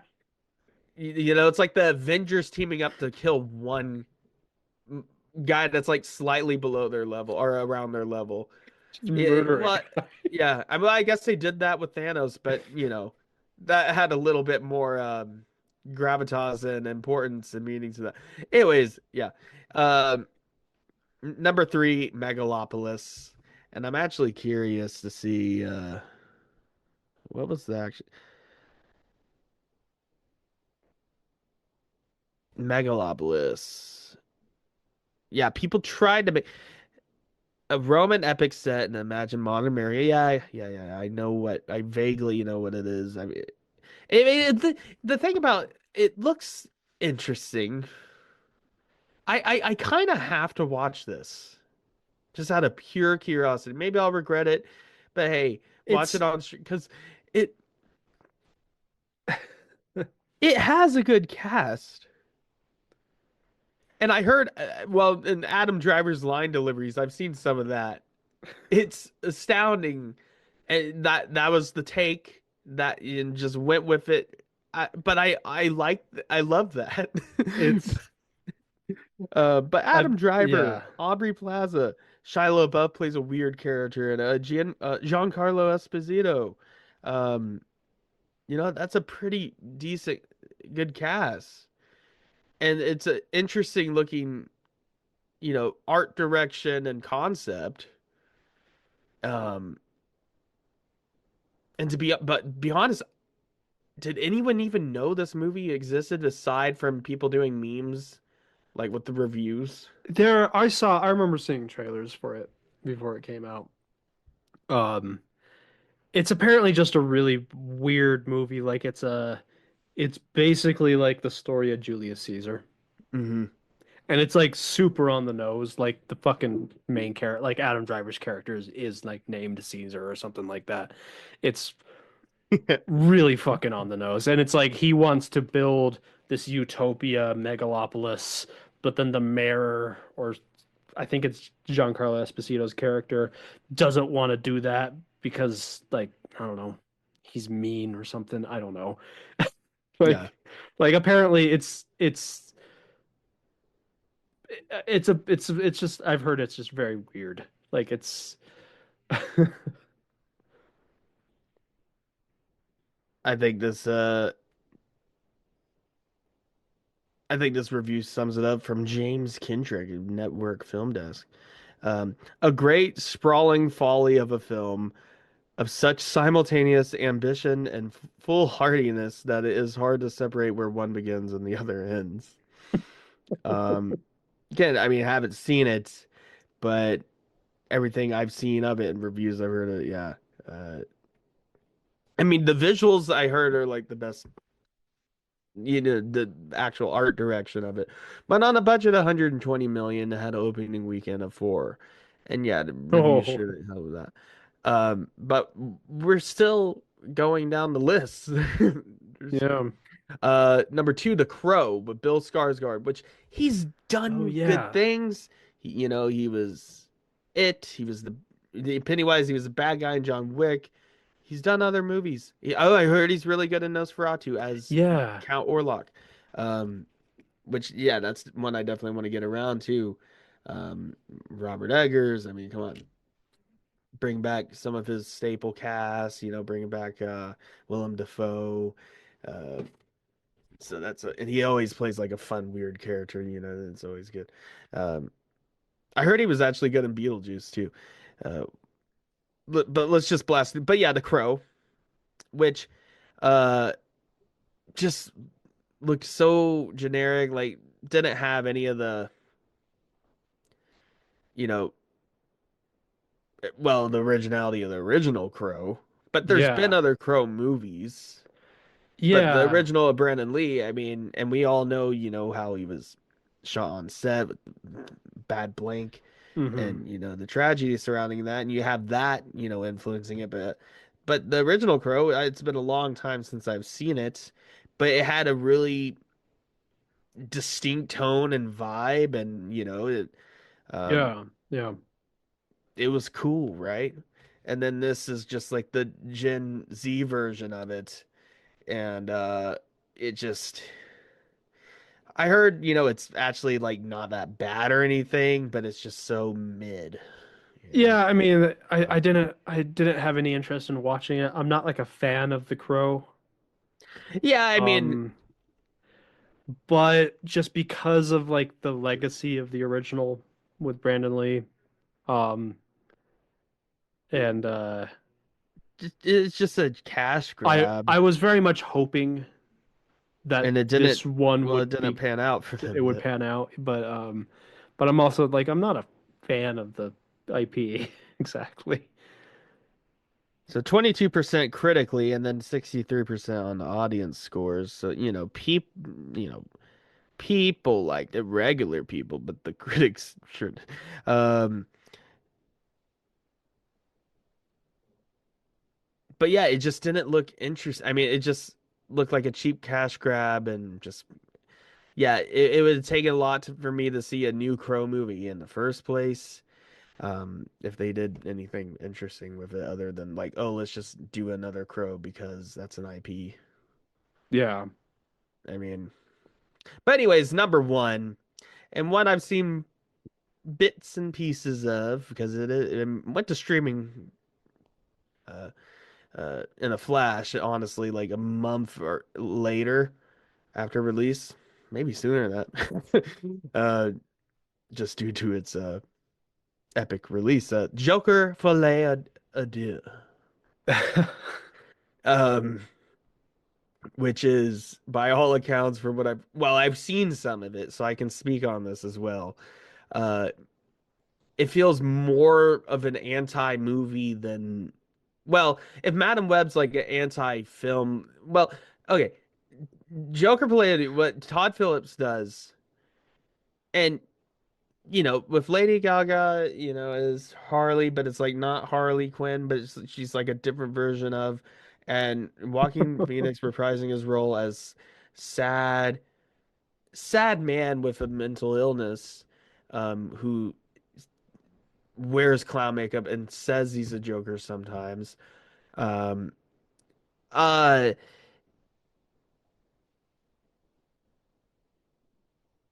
this movie, it's just baffling. Okay, the first one made like over $1 billion. It was the first R-rated movie to break a bill, or not the first one, but it was a huge success for Yeah. R-rated film to break 1 billion. And It's a movie that it's I mean I don't overblown, I I think. yeah, I think it's a little But it was it's a little overblown, it's a little overhyped sometimes, a little overhyped, but I thought it but was a good, it was decent and it made it a was big a cool splash. like art piece on like this character piece, It was one of those and I've only seen it the one time. I have not watched it since I saw it in theaters. But I watched it in theaters and my immediate reaction afterwards was like I'm probably not going to watch this again. But I'm glad I went to the movie theaters to watch it though. yeah. Uh, Like, but I, like there are certain movies like that come out where I'm just like that was pretty good. Probably never gonna watch it again, but oh I'm yeah, glad I because watched it the one yeah, time though. but yeah, with Joker 2 though, it wasn't marketed as a musical, but then it started coming out that it was a musical, but then Todd Phillips and production were like, "Nah, but it's not a musical. It it has music in it, but then it turns out, yeah, it's pretty much just a musical, but not a good one. And also, it's basically like telling anyone that liked the first Joker movie that you are wrong for liking that movie. And here's a bad movie, and not even just here's a bad movie to make you actually go back and question whether you like the first one or not. And Like, anyone that liked like and yeah, all you incels out there that like the Joker that were rooting for him, well, actually, he's a loser and he sucks, and he doesn't get it's to do any jokering. it's just a movie that was designed to make fans of the original movie feel bad about themselves. Yeah, that's what Todd Phillips did, and if that was his goal, which it seems as it was an ultimate success. It was like the biggest like shit post, a high budget shit post. Oh And my God. yeah, I've seen some of it, and the I mean, it's just the singing. I mean, I like a good musical, but Yeah. it doesn't do that right. In fact, they even had Lady Gaga purposely sing worse, like they would sing worse, like so they'd be more like down to earth, I guess, it's grittier if they are a little bit off tone, things like that. Yeah. But to it's unpleasant to the ears and to the eyes. Jeez. And also I later on in the film, the other Jokers they bust him out like you're the Joker, you're our inspiration, and he's basically like, nah, I'm not that. This is actually crazy, and I actually need some actual help, like therapy and help. And can I spoil it? Do you care? No. Because I looked up the spoiler because I didn't care either. But this other guy that's like apparently in the background of the movie, that's like smiling at him and everything. Anyways, he ends up just getting stabbed like in a prison bathroom at the end of the movie, and then the other guy becomes the new Joker, and they kind of imply that he's the Heath Ledger version of the character, even though that would make no sense with continuity within any of. But anyways, oh, and Harley Quinn only loved him for the Joker, and when he's like, "No, I don't want to be a psycho. I don't want to be a murderer Joker. I actually just leave me alone." And then she's like, "All right, kick rocks. You're not the Joker." And she didn't love him for who he was. She just wanted the Joker. But anyways, uh, uh, astounding. And that movie died in the box office. Yeah. Um, it well, it was only out for like I swear it only felt like it was released for like a couple weeks before they pulled it from theaters. Budget of 200 million, opening week in the 37 million and it quickly dwindled that because everyone was going because the first Joker they were like, oh, this looks good, right? And then word of mouth spread, and that movie went to streaming like weeks later. Yeah. Um, but yeah, astounding. Anyways, uh, we've been recording for a little while now, so we're gonna have to blast through some things. Uh, you wanna just get through the Let's top, let's talk. the Yeah, good let's ones? talk about some of the good ones real quick. Yeah. Blast through them. Yeah. What? Well, aside from going from a list, I mean, Well, what was one of your favorite movies of the year? I think the three standout ones for me, um, or the two standout ones for me, is Wicked and the Deadpool and Wolverine. Yeah. Yeah, those were I the really mean, good ones. Inside Out 2 was really good too. I saw yeah, that I one. actually saw that in theaters, Yeah. which I didn't expect it to be nearly as good as it was. But then again, Pixar's pretty good at their sequels. Pixar is good at sequels, Disney's not, which Yeah, is always funny, I think. yeah. But yeah, I thought Inside Out 2, I don't know. I mean, after going back and watching the first one, I think they're both just valid and really good, Hmm. heartfelt movie. Well, emotional, no pun Yeah, intended.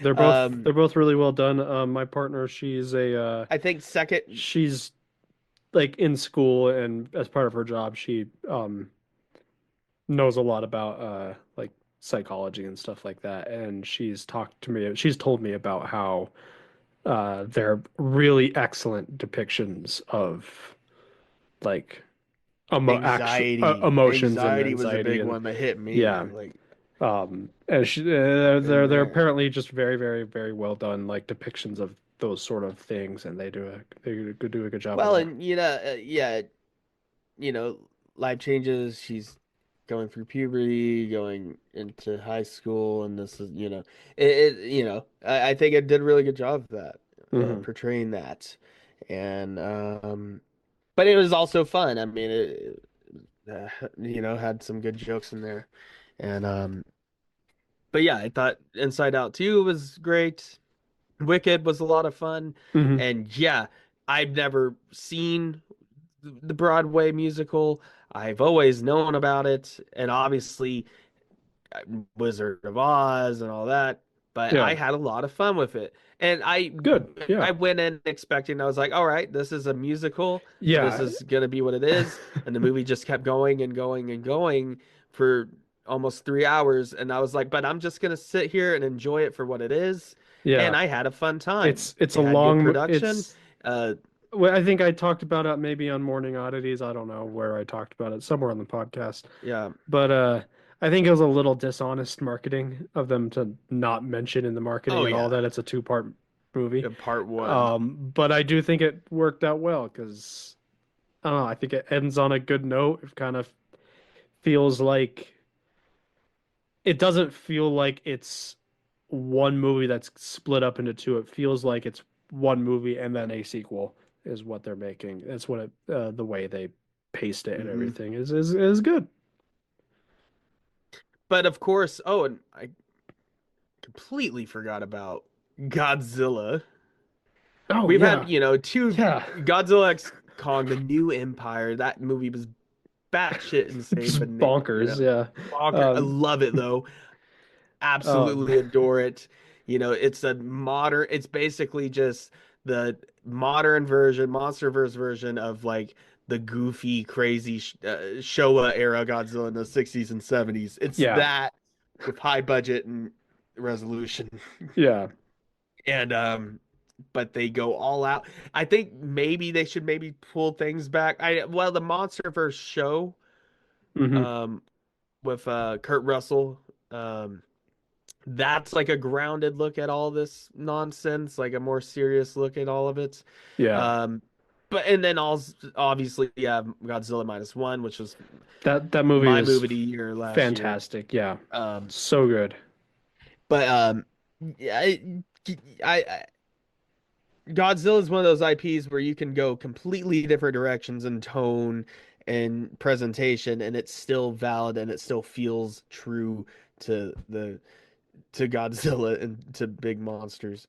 Uh, and it's no, you know, it's far from you know, uh, you know, a great, film. Like also we forgot to mention what we were drinking.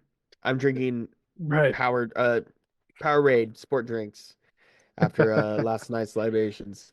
It I was I had a glass of champagne earlier, there you go. Yeah. and now I'm drinking Did you pop the ginger. champagne at midnight? No, I popped it like Nice. 20 minutes before we started recording. Um, and now I'm drinking ginger ale.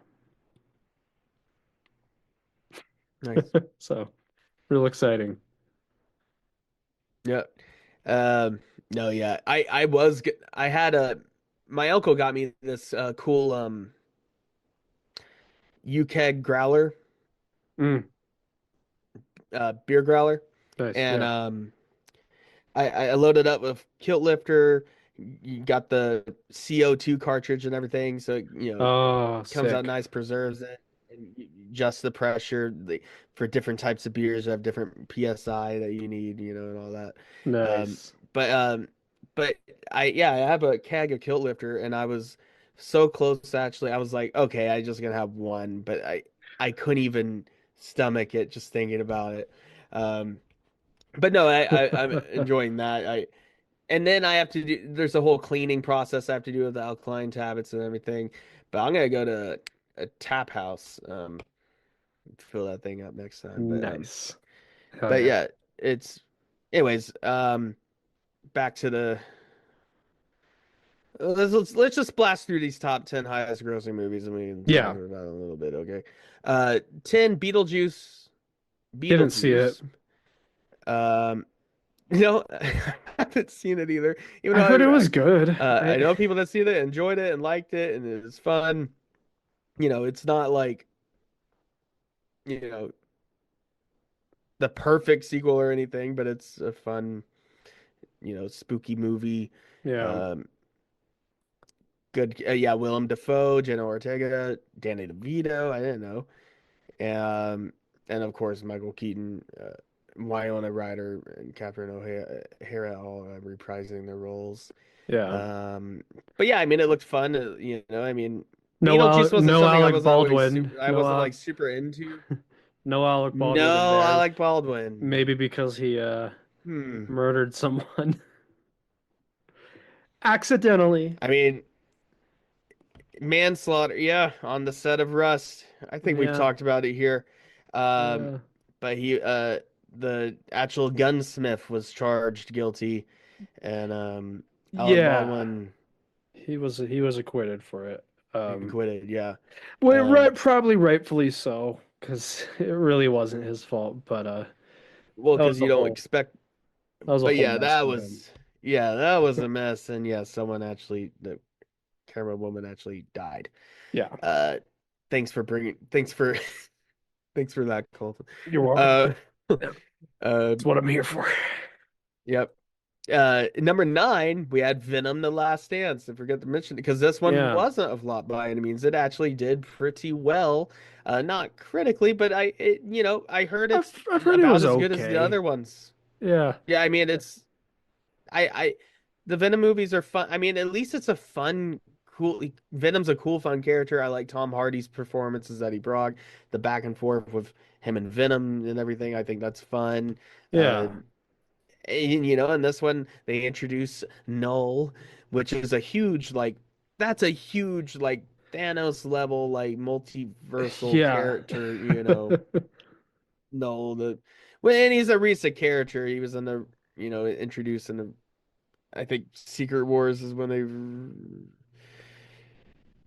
No, it was just after that Secret Wars run, like 10 years ago. But he's a fairly new character, but he's really picked up, because he's cool design, Yeah, and he's got all and this and lore. He's the god and of the uh, symbiotes, and they created and it. Well, also he just created the symbiotes, and the planet is actually a cage, and he cut the Celestial's head off. All that stuff. well, and also the thing is like he may have all that But lore, apparently they just but briefly introduced him. the other thing Yeah. I think is he's a good character to introduce because even though he has all that lore, he's also not a complicated character. No. He's, he's just Big big, evil bad guy. big evil With bad guy. cool Looks design, cool. Yeah, sword. Yeah. that's pretty much the gist of Looks good it. on a Hot Topic t-shirt. Yeah, Um that Silver Surfer run I read actually had when Silver Surfer went all the way back to the big dawn of time and then had a run in with Null and had a fight with Null. yeah, That was a good run. Silver Surfer Black, I would recommend that. And it's been, all the latest Venom stuff and big Marvel events. But yeah, introducing that character in this movie, that's kind of crazy. But apparently Sony's wanting to do Null for the next Spider-Man movie or at some point. yeah. Uh, Sony wants to go all big multiversal threat thing again, bring all the characters back again. Because they're like that made buttloads of money with No Way Home, so let's just do that again instead of building back up to something again. While Kevin Feige and Marvel Co. are like, actually, can we just do a grounded thing Yeah. and build back up to it because people are getting burnt out on all this nonsense a little bit. Anyways, uh, yeah, Venom: Last Dance, which I'd probably get around to watching for fun. I mean, Yeah. I still haven't seen Let There Be Carnage and I've seen the first one like once, but it's not. I don't think they're bad. It's the best Sony spin-off Spider-Man movies by far. I mean, landslide. But anyways, number 8, Kung Fu Panda 4, which that's number 8. That's crazy. 547 million worldwide. Um, which is it's like, yeah, just here's another Kung Fu Panda, and they bring back Ian McShane like briefly. Yeah, Um, yeah. yeah, when they bring Kung Lung back, or no, what's his name? I don't remember the Uh, character's name. the The tiger guy, tiger. the Yeah, leopard guy, yeah. yeah, Um, and but no, I thought it. I mean, I watched it. I thought it was fun. It felt a little bit more like kind of. Oh, this felt a little bit more like a Netflix yeah. movie, but And just it seemed like they were like really straight to attempting streaming. to actually wrap up the character's like story. Because it basically ends Yeah, with him being like, "Now I'm the wise master, and you are the dragon warrior yeah. now." Which I also think is really funny because the way he defeats the bad guy in the end, um, he could have done that at any time.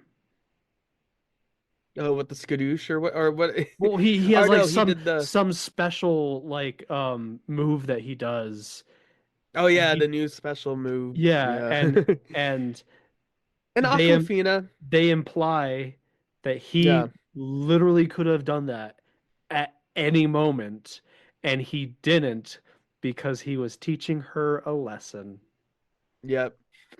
which I kind of And like. Aquafina is the uh, sidekick character, Yeah. and she's in a lot of these movies. Nothing against her, but like she plays like the same character, Yeah, I mean, I like her. in a lot of these movies. She's But fun. it's Like, fine. Uh, then number 7 we have Godzilla, X Kong, New Empire, 571 million. Again, just good popcorn. Turn your brain off. Let's watch monsters fight each other. I mean, smash things. And yeah. Godzilla gets the pink laser upgrade.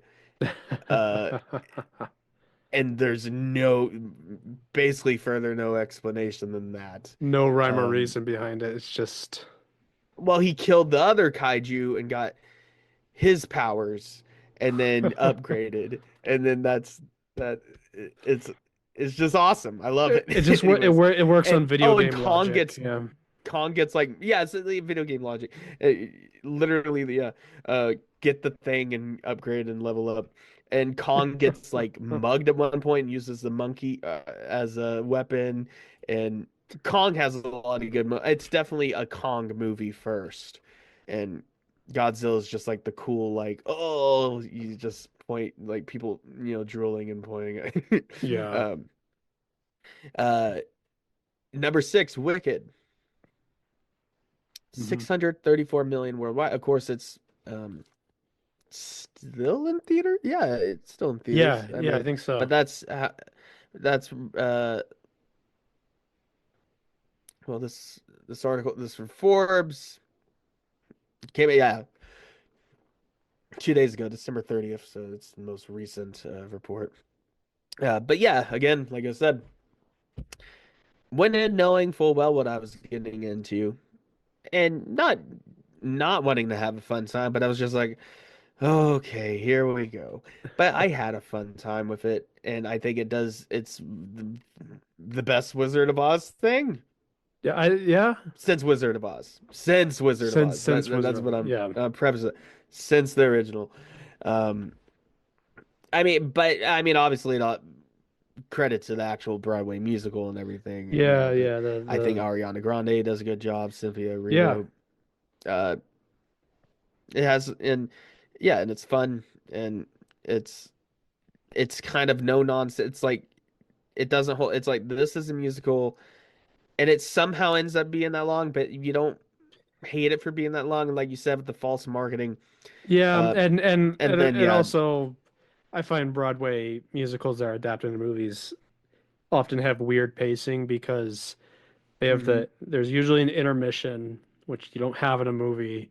So that's where they end part one is where the intermission would have been in the Broadway then musical. yeah, which Mhm. that And I think that helps. works. And And also stage performances can skip well, and of over. course they want to keep milking this cash cow as long as they Yeah. can.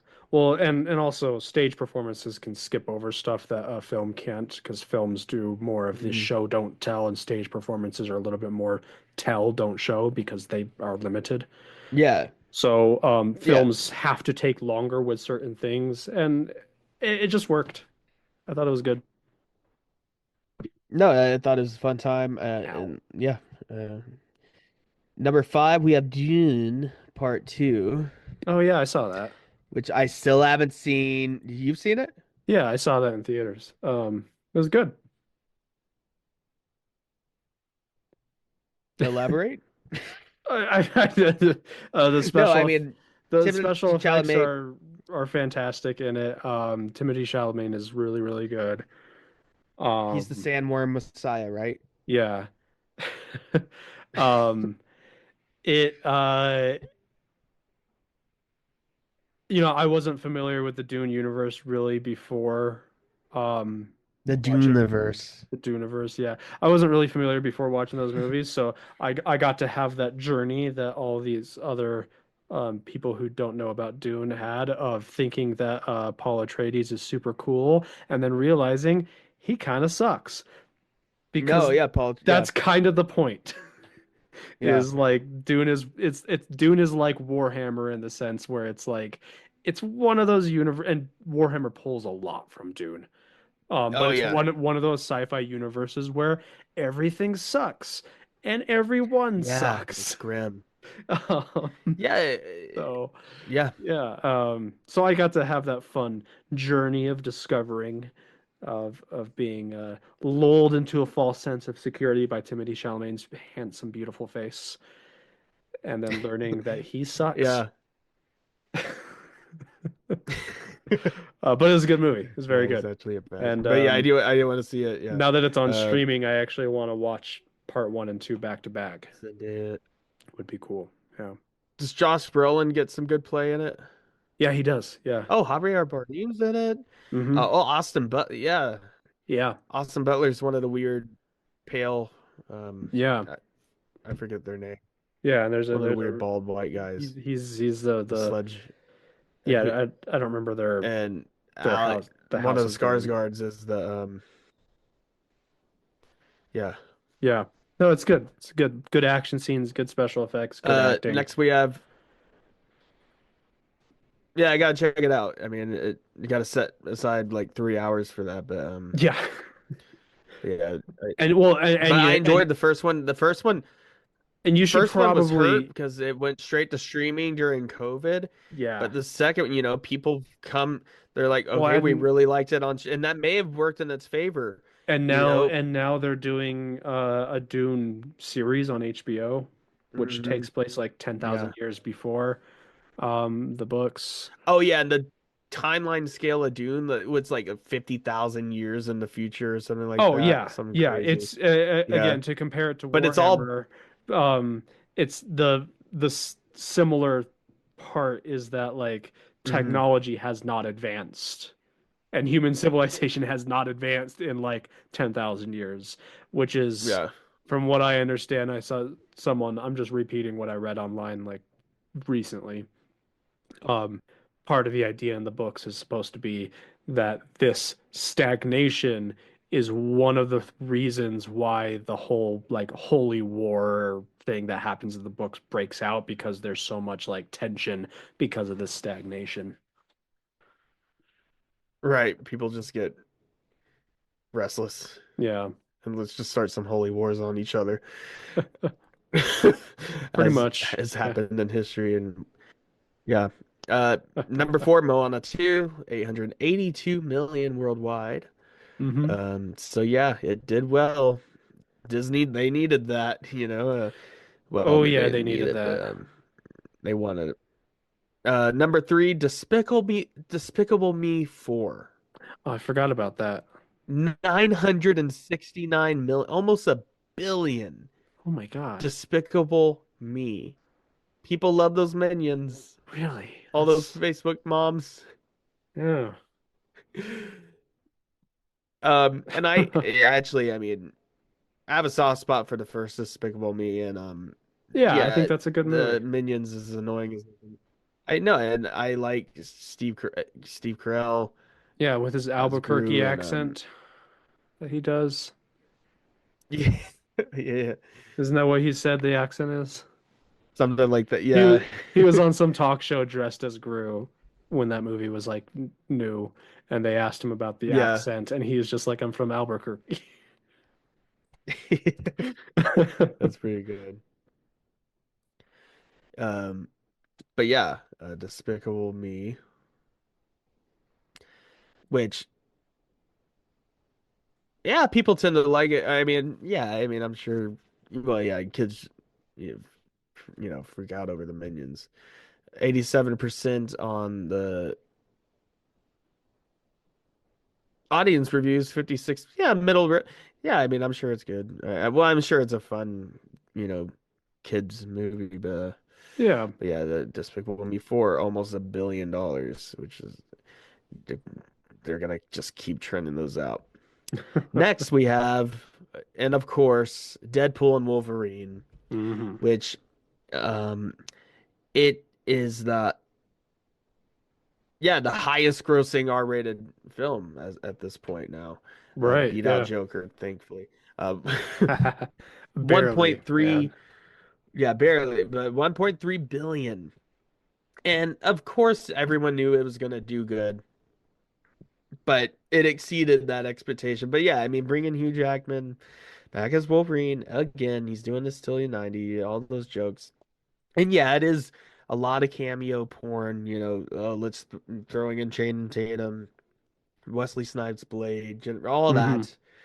Yeah. Um, But but it it's does it so it's well, and it's laughing at itself, and yeah, I it's mean, very well it's done. Yeah. it And I've watched it on streaming since, and it holds up outside of theaters. no, yeah, it's been my most rewatched movie of the year, Yeah. and I guess, and yeah, if I turn any kind of critical brain off, yeah, I mean, I of course I love it. I mean, but it's yeah, I remember it wasn't like Barbenheimer or anything, but I remember like people, dressed up at the release and everything on the opening night. Like that was fun. Yeah. And yeah, it was a huge thing. And yeah, the people cheering in the theater and everything, which I'm a little mixed opinion on that. Like, but they put in the pauses for that, of course. And Yeah. I mean, what else could I say besides yeah, I had a yeah, it's a fun time. I like the action sequences. But yeah, when he puts the mask on, I mean, there's just so many of those like voila moments, like a lot like No Way Home, where it's like You get they a lot of knew this good, was gonna yeah. be like a And yeah, it and was just fun seeing Ryan Reynolds really cares about the character. Hugh Jackman yeah. does amazing It as was also Wolverine, of it was course. fun seeing these characters in a setting like not just these characters but these actors in a setting where they can kind of have fun with them. So it's like, The Honda Odyssey fight. yeah, oh my God, I think that's my favorite Son, scene in the movie. Honda Odyssey fucks Um, hard. But yeah, that was great. Yeah, the whole monologue you get, when he just tears into him and he's like, uh, and and I think the villain, um, Cassandra Nova, I think she was fun. I think she did a good job. yeah, Uh, Completely blanking on the actress's name, but but no, it's a fun romp. I think and I think yeah, it starts out the pacing feels a little slow, but before Wolverine's introduced and like the actual plot moves forward, the yeah. TV and everything, it's like just Deadpool down on his luck just with his mates. Um, They move but it as soon forward as it pretty picks up, like quickly it though. just Yeah, it doesn't stop, and then like it's over 2 hours. I mean, it's not super long, but it's like 2 hour and 20 minute, and it just goes in a flash because yeah, it's just a blast and it's funny and yeah, I mean, it gives you all those moments. And it's crazy, like the actual like holding hands together with Madonna, you know, and when his shirt tear, like the actual like climax, well, not the climax, well, yeah, the actual climax of the film, like that shouldn't work. Yeah. But it's because we love those characters so much, and it's because it's not like they have a big epic fight with Cassandra at the end.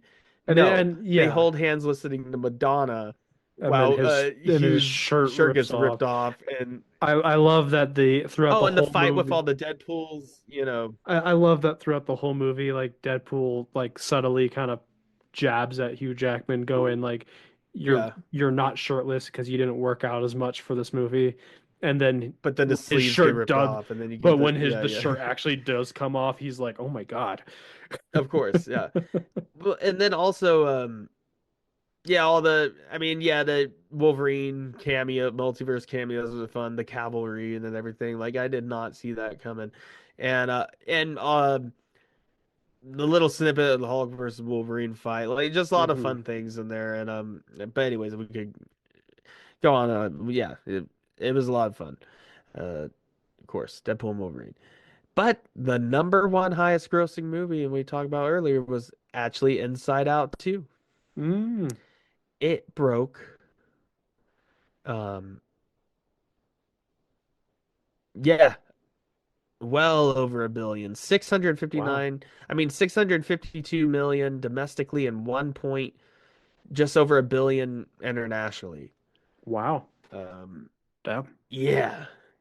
Um, no, I mean, yeah, it was a huge hit. I mean, I expected it, I think we all expected it to do well just because of it's a sequel to a recently beloved Pixar movie, but it also it's like I didn't know that many people like were like it's not like one of those super obvious IPs, but I guess that's proven Yeah. true, or, or I guess it is.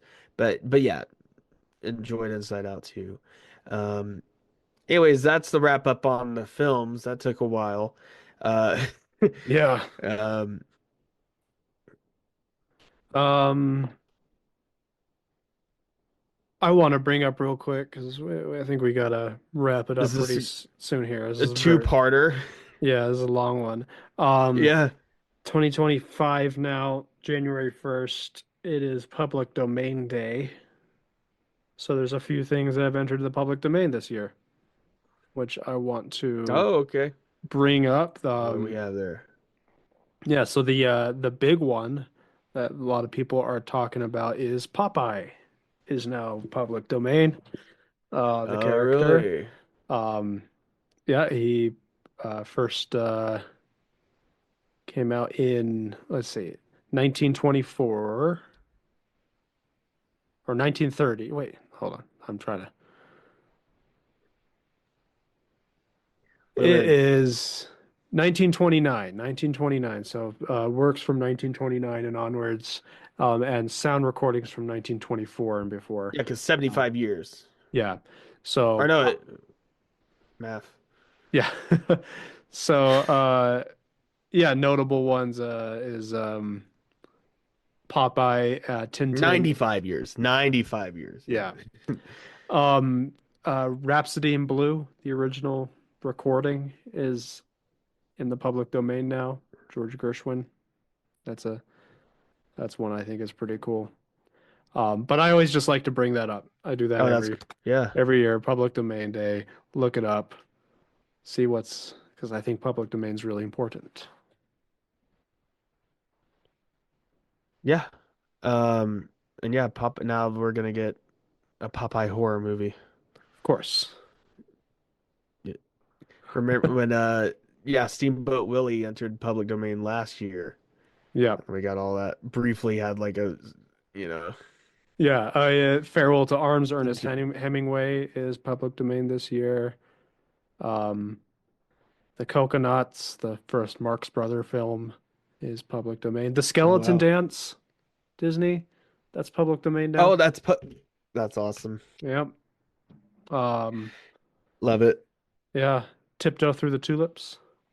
Gonna It's put a now GIF on my. public domain. Um, Oh wow, that yeah, that song gives me nightmares still. yeah, and That stupid movie. Well, it was already creepy before the stupid Insidious movie, but then they put in that movie, and that movie's yeah, not like the scariest movie in the world, but uh, unsettling. yeah. They use that The they one they use that did in song to great SpongeBob, the effect. Tiny Tim and SpongeBob is fun, but yeah, I don't like it. Anyways, uh, yeah. Anyway, Is this gonna be a two-parter, or what are we doing about I this? don't I Because don't we are know. going on our break. We do. Um, I do have to. I do have to wrap it we're up taking pretty the soon month off. here. Yeah, so do I. Um, You want to just quickly talk about some games that came out this year? Helldivers 2. I mean, that came That's out. Yeah, this that, yeah, that came out this yeah, year. like January, It February, just something like that. feels like it's been out for so long. But yeah, Helldivers 2, big shout out because played the hell out of it, been having fun playing it. Got to get back into it with our mates again. But uh Yeah. just the roller coaster that it's had with patches and patches, nerfs, and then buffs, and then the community. Starting the beginning when Sony was trying to make everyone have a We PSN can. account to be able to play the Oh, game. yeah, I remember that. Um, Yeah. but just the huge, like the transformation and like the Arrowhead, the developers really sticking with it and like listening to people's concerns and even jokingly like they're gonna make the review score cape. I think I don't even know if that's out yet, but uh and then dropping more content. Yeah, I mean there's the season pass element to it, paying for new content, but you can also earn that in game, and it's just a fun time. And now we have the Illuminate, the new advanced alien race that's a new enemy faction, and that's actually yeah, I want to play again. But yeah, Helldivers 2. I also want to give. I'm sorry, I'm just tired. A shout out to. Did I mention Nine Souls? Oh yeah, Nine Souls. Yeah, That was a lot of yeah. fun. Well, I'm still playing Enshrouded through it. is a Just so game that came out this year that I've had some fun with. yeah, Still I in early we access went hard into that for like a for a like a month. good month. Yeah, and then Yeah, and and then then I've picked it up recently again. no, it's good. I I like want to throw Enshrouded. out just like a couple weeks ago, the Indie Stone released Build 42 for Project Zomboid finally. So Oh yeah. it's in the unstable build, so it's a beta, so you have to opt in the settings in Steam. But it's overhauls a bunch of stuff in the game, adds a ton of stuff to it. Um, it's harder now because they introduced some processes are more complex. You need a hose to siphon gas now, stuff like little things like that. But they also introduced like they overhauled how zombies spawn. They Mm. introduced like muscle strain, so you can't just be a one man army anymore, realistically in the game. So Yeah, I mean sometimes you can get away with racking up kills, or other times you trip and fall. I mean yeah, it's a but brutal game. it's good. People have been waiting for it for a long time, and it's good. Yeah. I do have pulled up here the 2024 Steam Awards winners. Yeah, and that's the valid Game of the Year awards, right? Yeah. Well, I'm gonna spoil In my this opinion. real quick and say half of these games did not come out this year. So Well, some of them get votes for like how ongoing updates or like yeah. community, So here's the Game of the Year award, Steam Awards, is goes to Black Myth Wukong. yeah, that's one I definitely want to get Yeah. into. Definitely want to play that one because it's well, it would, it's not just a Souls like that's just the meme, but I heard it's just an amazing action Yeah. game throughout. And yeah, it's like a huge boss rush game. Like there's not like a lot of I heard like that's the only kind of complaint, like it's just mostly a boss rush. Right. There's not but graphically it looks beautiful. The gameplay looks fantastic. I Yeah. definitely want to play that one. And yeah, I know people were pissed off that it didn't win the game awards because Astrobot actually won. But I actually heard Hmm. I've again heard as a Astrobot was PS5 really owner, good. I might have to grab it at least when it Yeah. goes on sale or I something heard because I heard I heard it's Astrobot was just like a a breath of fresh wonderful air little type of just yeah platformer. Just good a 3D platformer, yeah. yeah a fun twist on Which 3D mascot platformers. honestly, I'm gonna throw it out there. I Um, think 3D mascot platformers is one of my favorite genres of video games. yeah, I I mean love it's a them. fun time and Um, uh yeah, I heard it's fantastic actually. yeah. Um, VR game of the year here. oh, the Moving on Arkham here. Shadow. Metro Awakening VR. Won Really, that one. I heard Batman Arkham. Well, I know Or that was only on the MetaQuest, I think, and MetaQuest yeah, exclusive, but the heard it's Arkham phenomenal. Shadow. Like from what I've Yeah. seen, it actually looks like a proper game you can play through, Yeah. Yeah, I've heard it's really good. like with combat. Like it looks Uh, insane. Labor of Love award goes to Elden Ring. And that one, Probably just because of the I'll take it. I DLC. mean, of course, Yeah. but like the DLC is fantastic. But yeah, uh, Um, oh, and also we're getting the Elden Ring Rain, which oh is like yeah, the yeah. That looks cool. multiplayer rogue spinoff. Yeah. It Um, the best game fun. on Steam Deck award or best game on Steam Deck award, yeah. Okay. Went to God of War Ragnarok. Really, I'm surprised I didn't go to Balatro, Right. which I heard is a really good Um, card game. But yeah, better the the first God of War runs great on the Steam Deck runs from what I've heard. fantastic. Yeah. Yeah. And Ragnarok was on sale, but I was like, I do already Yeah. own that and played through it on PS5.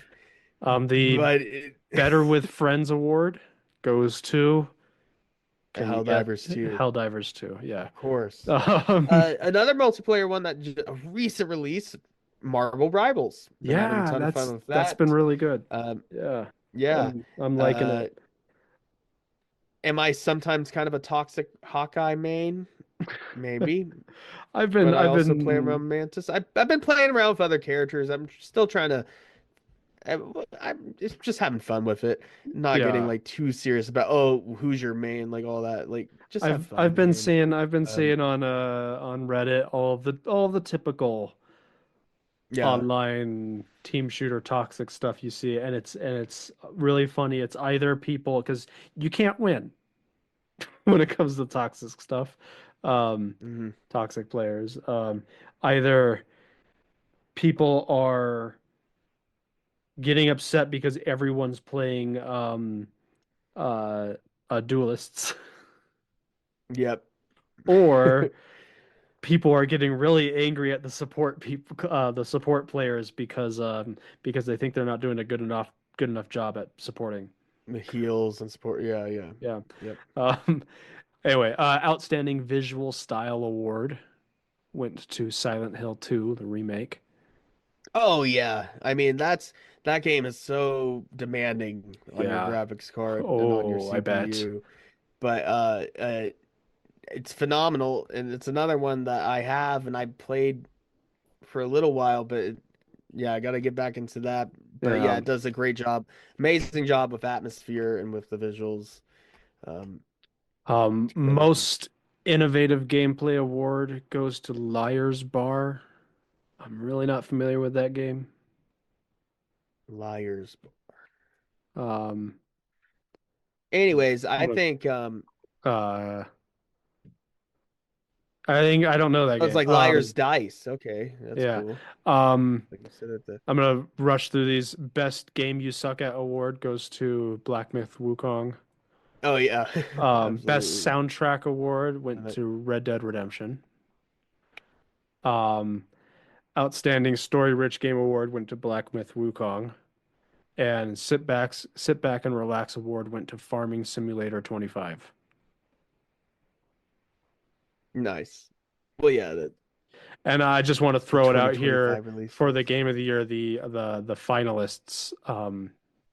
even though Black Myth Wukong won. The finalists were Stalker 2, Helldivers 2, Balatro, and Space Marine 2. Oh, Space Marine 2. That's another one um I still haven't beat the campaign, but it's a just a fantastic kind of throwback to just hack and slash. It's a lot like the original Space Marine game, but Yeah. getting thrown into the Warhammer world. I love the Space Marine figure you got me straight from the first. I thought it was gonna be a model, and I was like, all right, it's time to get the paint and start painting some Warhammer figures or figurines. But yeah, I love this. Just wanted to say that. Oh yeah, yeah. I'm glad you like Space that. Marine. Yeah, it's sick. Yeah, But yeah, Space I've Marine been 2 I've been playing a blast. lot of the. You sent me this Ambernick, the RG-28. Yeah, Um, super portable little. and little thing. Yeah, I can Yeah, just play it on the bus type of. that's It's been been a lot of my. fun. I love the SP, but that's been my most played I feel like retro. I feel like Just because just throw it in my pocket, forget about it. I have a few different ones that I go between. The SP is great Yeah. because it feels like the OG hardware. Hmm. I've been playing a lot on the Retroid Pocket 4 Pro. That one's just like all around a fantastic Oh yeah. handheld. Um, but then this one's just the most portable, and I've set it up to be very minimalist. I only have the essential games on here. I don't have the lists of hundreds of ROMs Yeah. on That's here. how I got I mine set up. I just have the ones I know I'm gonna play. Hmm. And it's fun. I've been playing a lot of Super Mario 3 recently on Nice. it. Yeah. I'm glad you're enjoying it. Yeah, thank you. Yeah, I have the white Oh yeah. SNES like Nice. colors, Yeah. white and purple. But yeah, I love that thing. Anyways, I there's so much that we need that we spent a lot of time on the movies. Um, there's a lot more that we need to cover. Uh, but I gotta wrap this up. Yeah, I am sorry. I got work in the Uh, morning. I got it's gonna have to be we're taking our break for the month, but I feel un this feels very anticlimactic. yeah. There's so much more to discuss here, and I don't feel satisfied just leaving it off on here. So, in the spirit of Wicked, we're gonna have an intermission. Yes. Or do you agree on this? I Yeah, mean, yeah. I'm just kind of throwing this out here. we can come back for a part two on this Let's throw in a part two. In fact, this might have to be split up anyways. one. Uh, Yeah. but it's We'll been a see. while since we've talked, and yeah, going forward, this is if you're still listening, um, and I'll make an announcement and everything. But going forward, we've discussed it a little bit on the show and well, and just outside of that. But we are going to be going to a bi-weekly schedule with the Odd Drunk podcast just because it's a lot to try to, catch up on, try to always come up with something new every week. And we've been falling behind and, life it's just been super busy. But yeah, we're getting our I'm looking forward to the break, but I'm looking forward to getting back into it. Bi-weekly with Odd Drunk Podcast, and then but we will be releasing Morning Oddities straight on the Odd Drunk Podcast main Yeah. podcast in between. So there's still gonna be something every week. So you'll have Morning Oddities, then you'll have an Odd Drunk episode, and that's how it's gonna go. Um, for the time being going forward and until we come up with some other thing. um, but um but no, the goal is so we can both put more time because I want to get back to more of the there's a lot of episodes that we used to do, or types of episodes that we used to do that were more research intensive, and that really felt like it wasn't just us talking for a bit, but it had we had a lot of themes and things and fun Yeah. things going on, and getting back into the weird stuff again, and I think releasing on bi-weekly schedule, we can put more time to actually produce quality episodes again, get back to the kind of old um the classic Odd Drunk Pod, how it used to run. Yeah.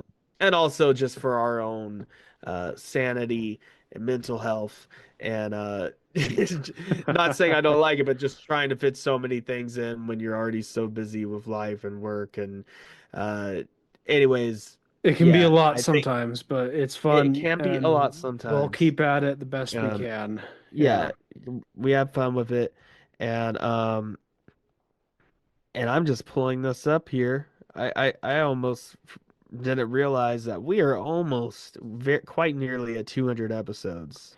Yes. Um, We're this will be episode 196. yeah. So of course we'll do one of our we'll do something special, probably one of the like clip compilations for 200 or something. That's what I was thinking of again. Yeah. That's fun. And but yeah, almost 200 episodes. That's wild. And we thank everyone for people that have stuck with us, and new listeners, and that's good to see. But yeah, going to the bi-weekly schedule, I feel like is just the best option for both of us going forward. I think so. Yeah.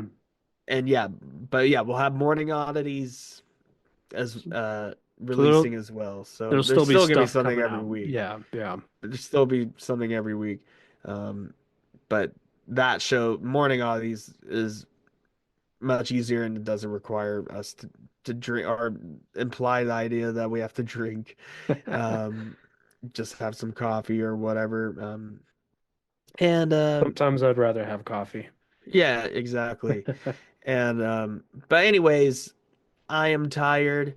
I am ready to just hit the hay. So we'll roll out part 2 for this. At some soon. Soon. At some point.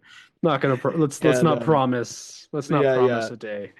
But then we're gonna be taking our break for the rest of the month and get back on track February.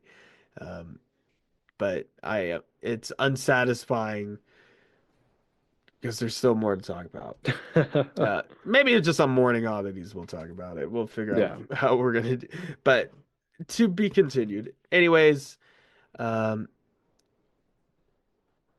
hope everyone had a great New Year's Eve, and have a good year starting out going forward.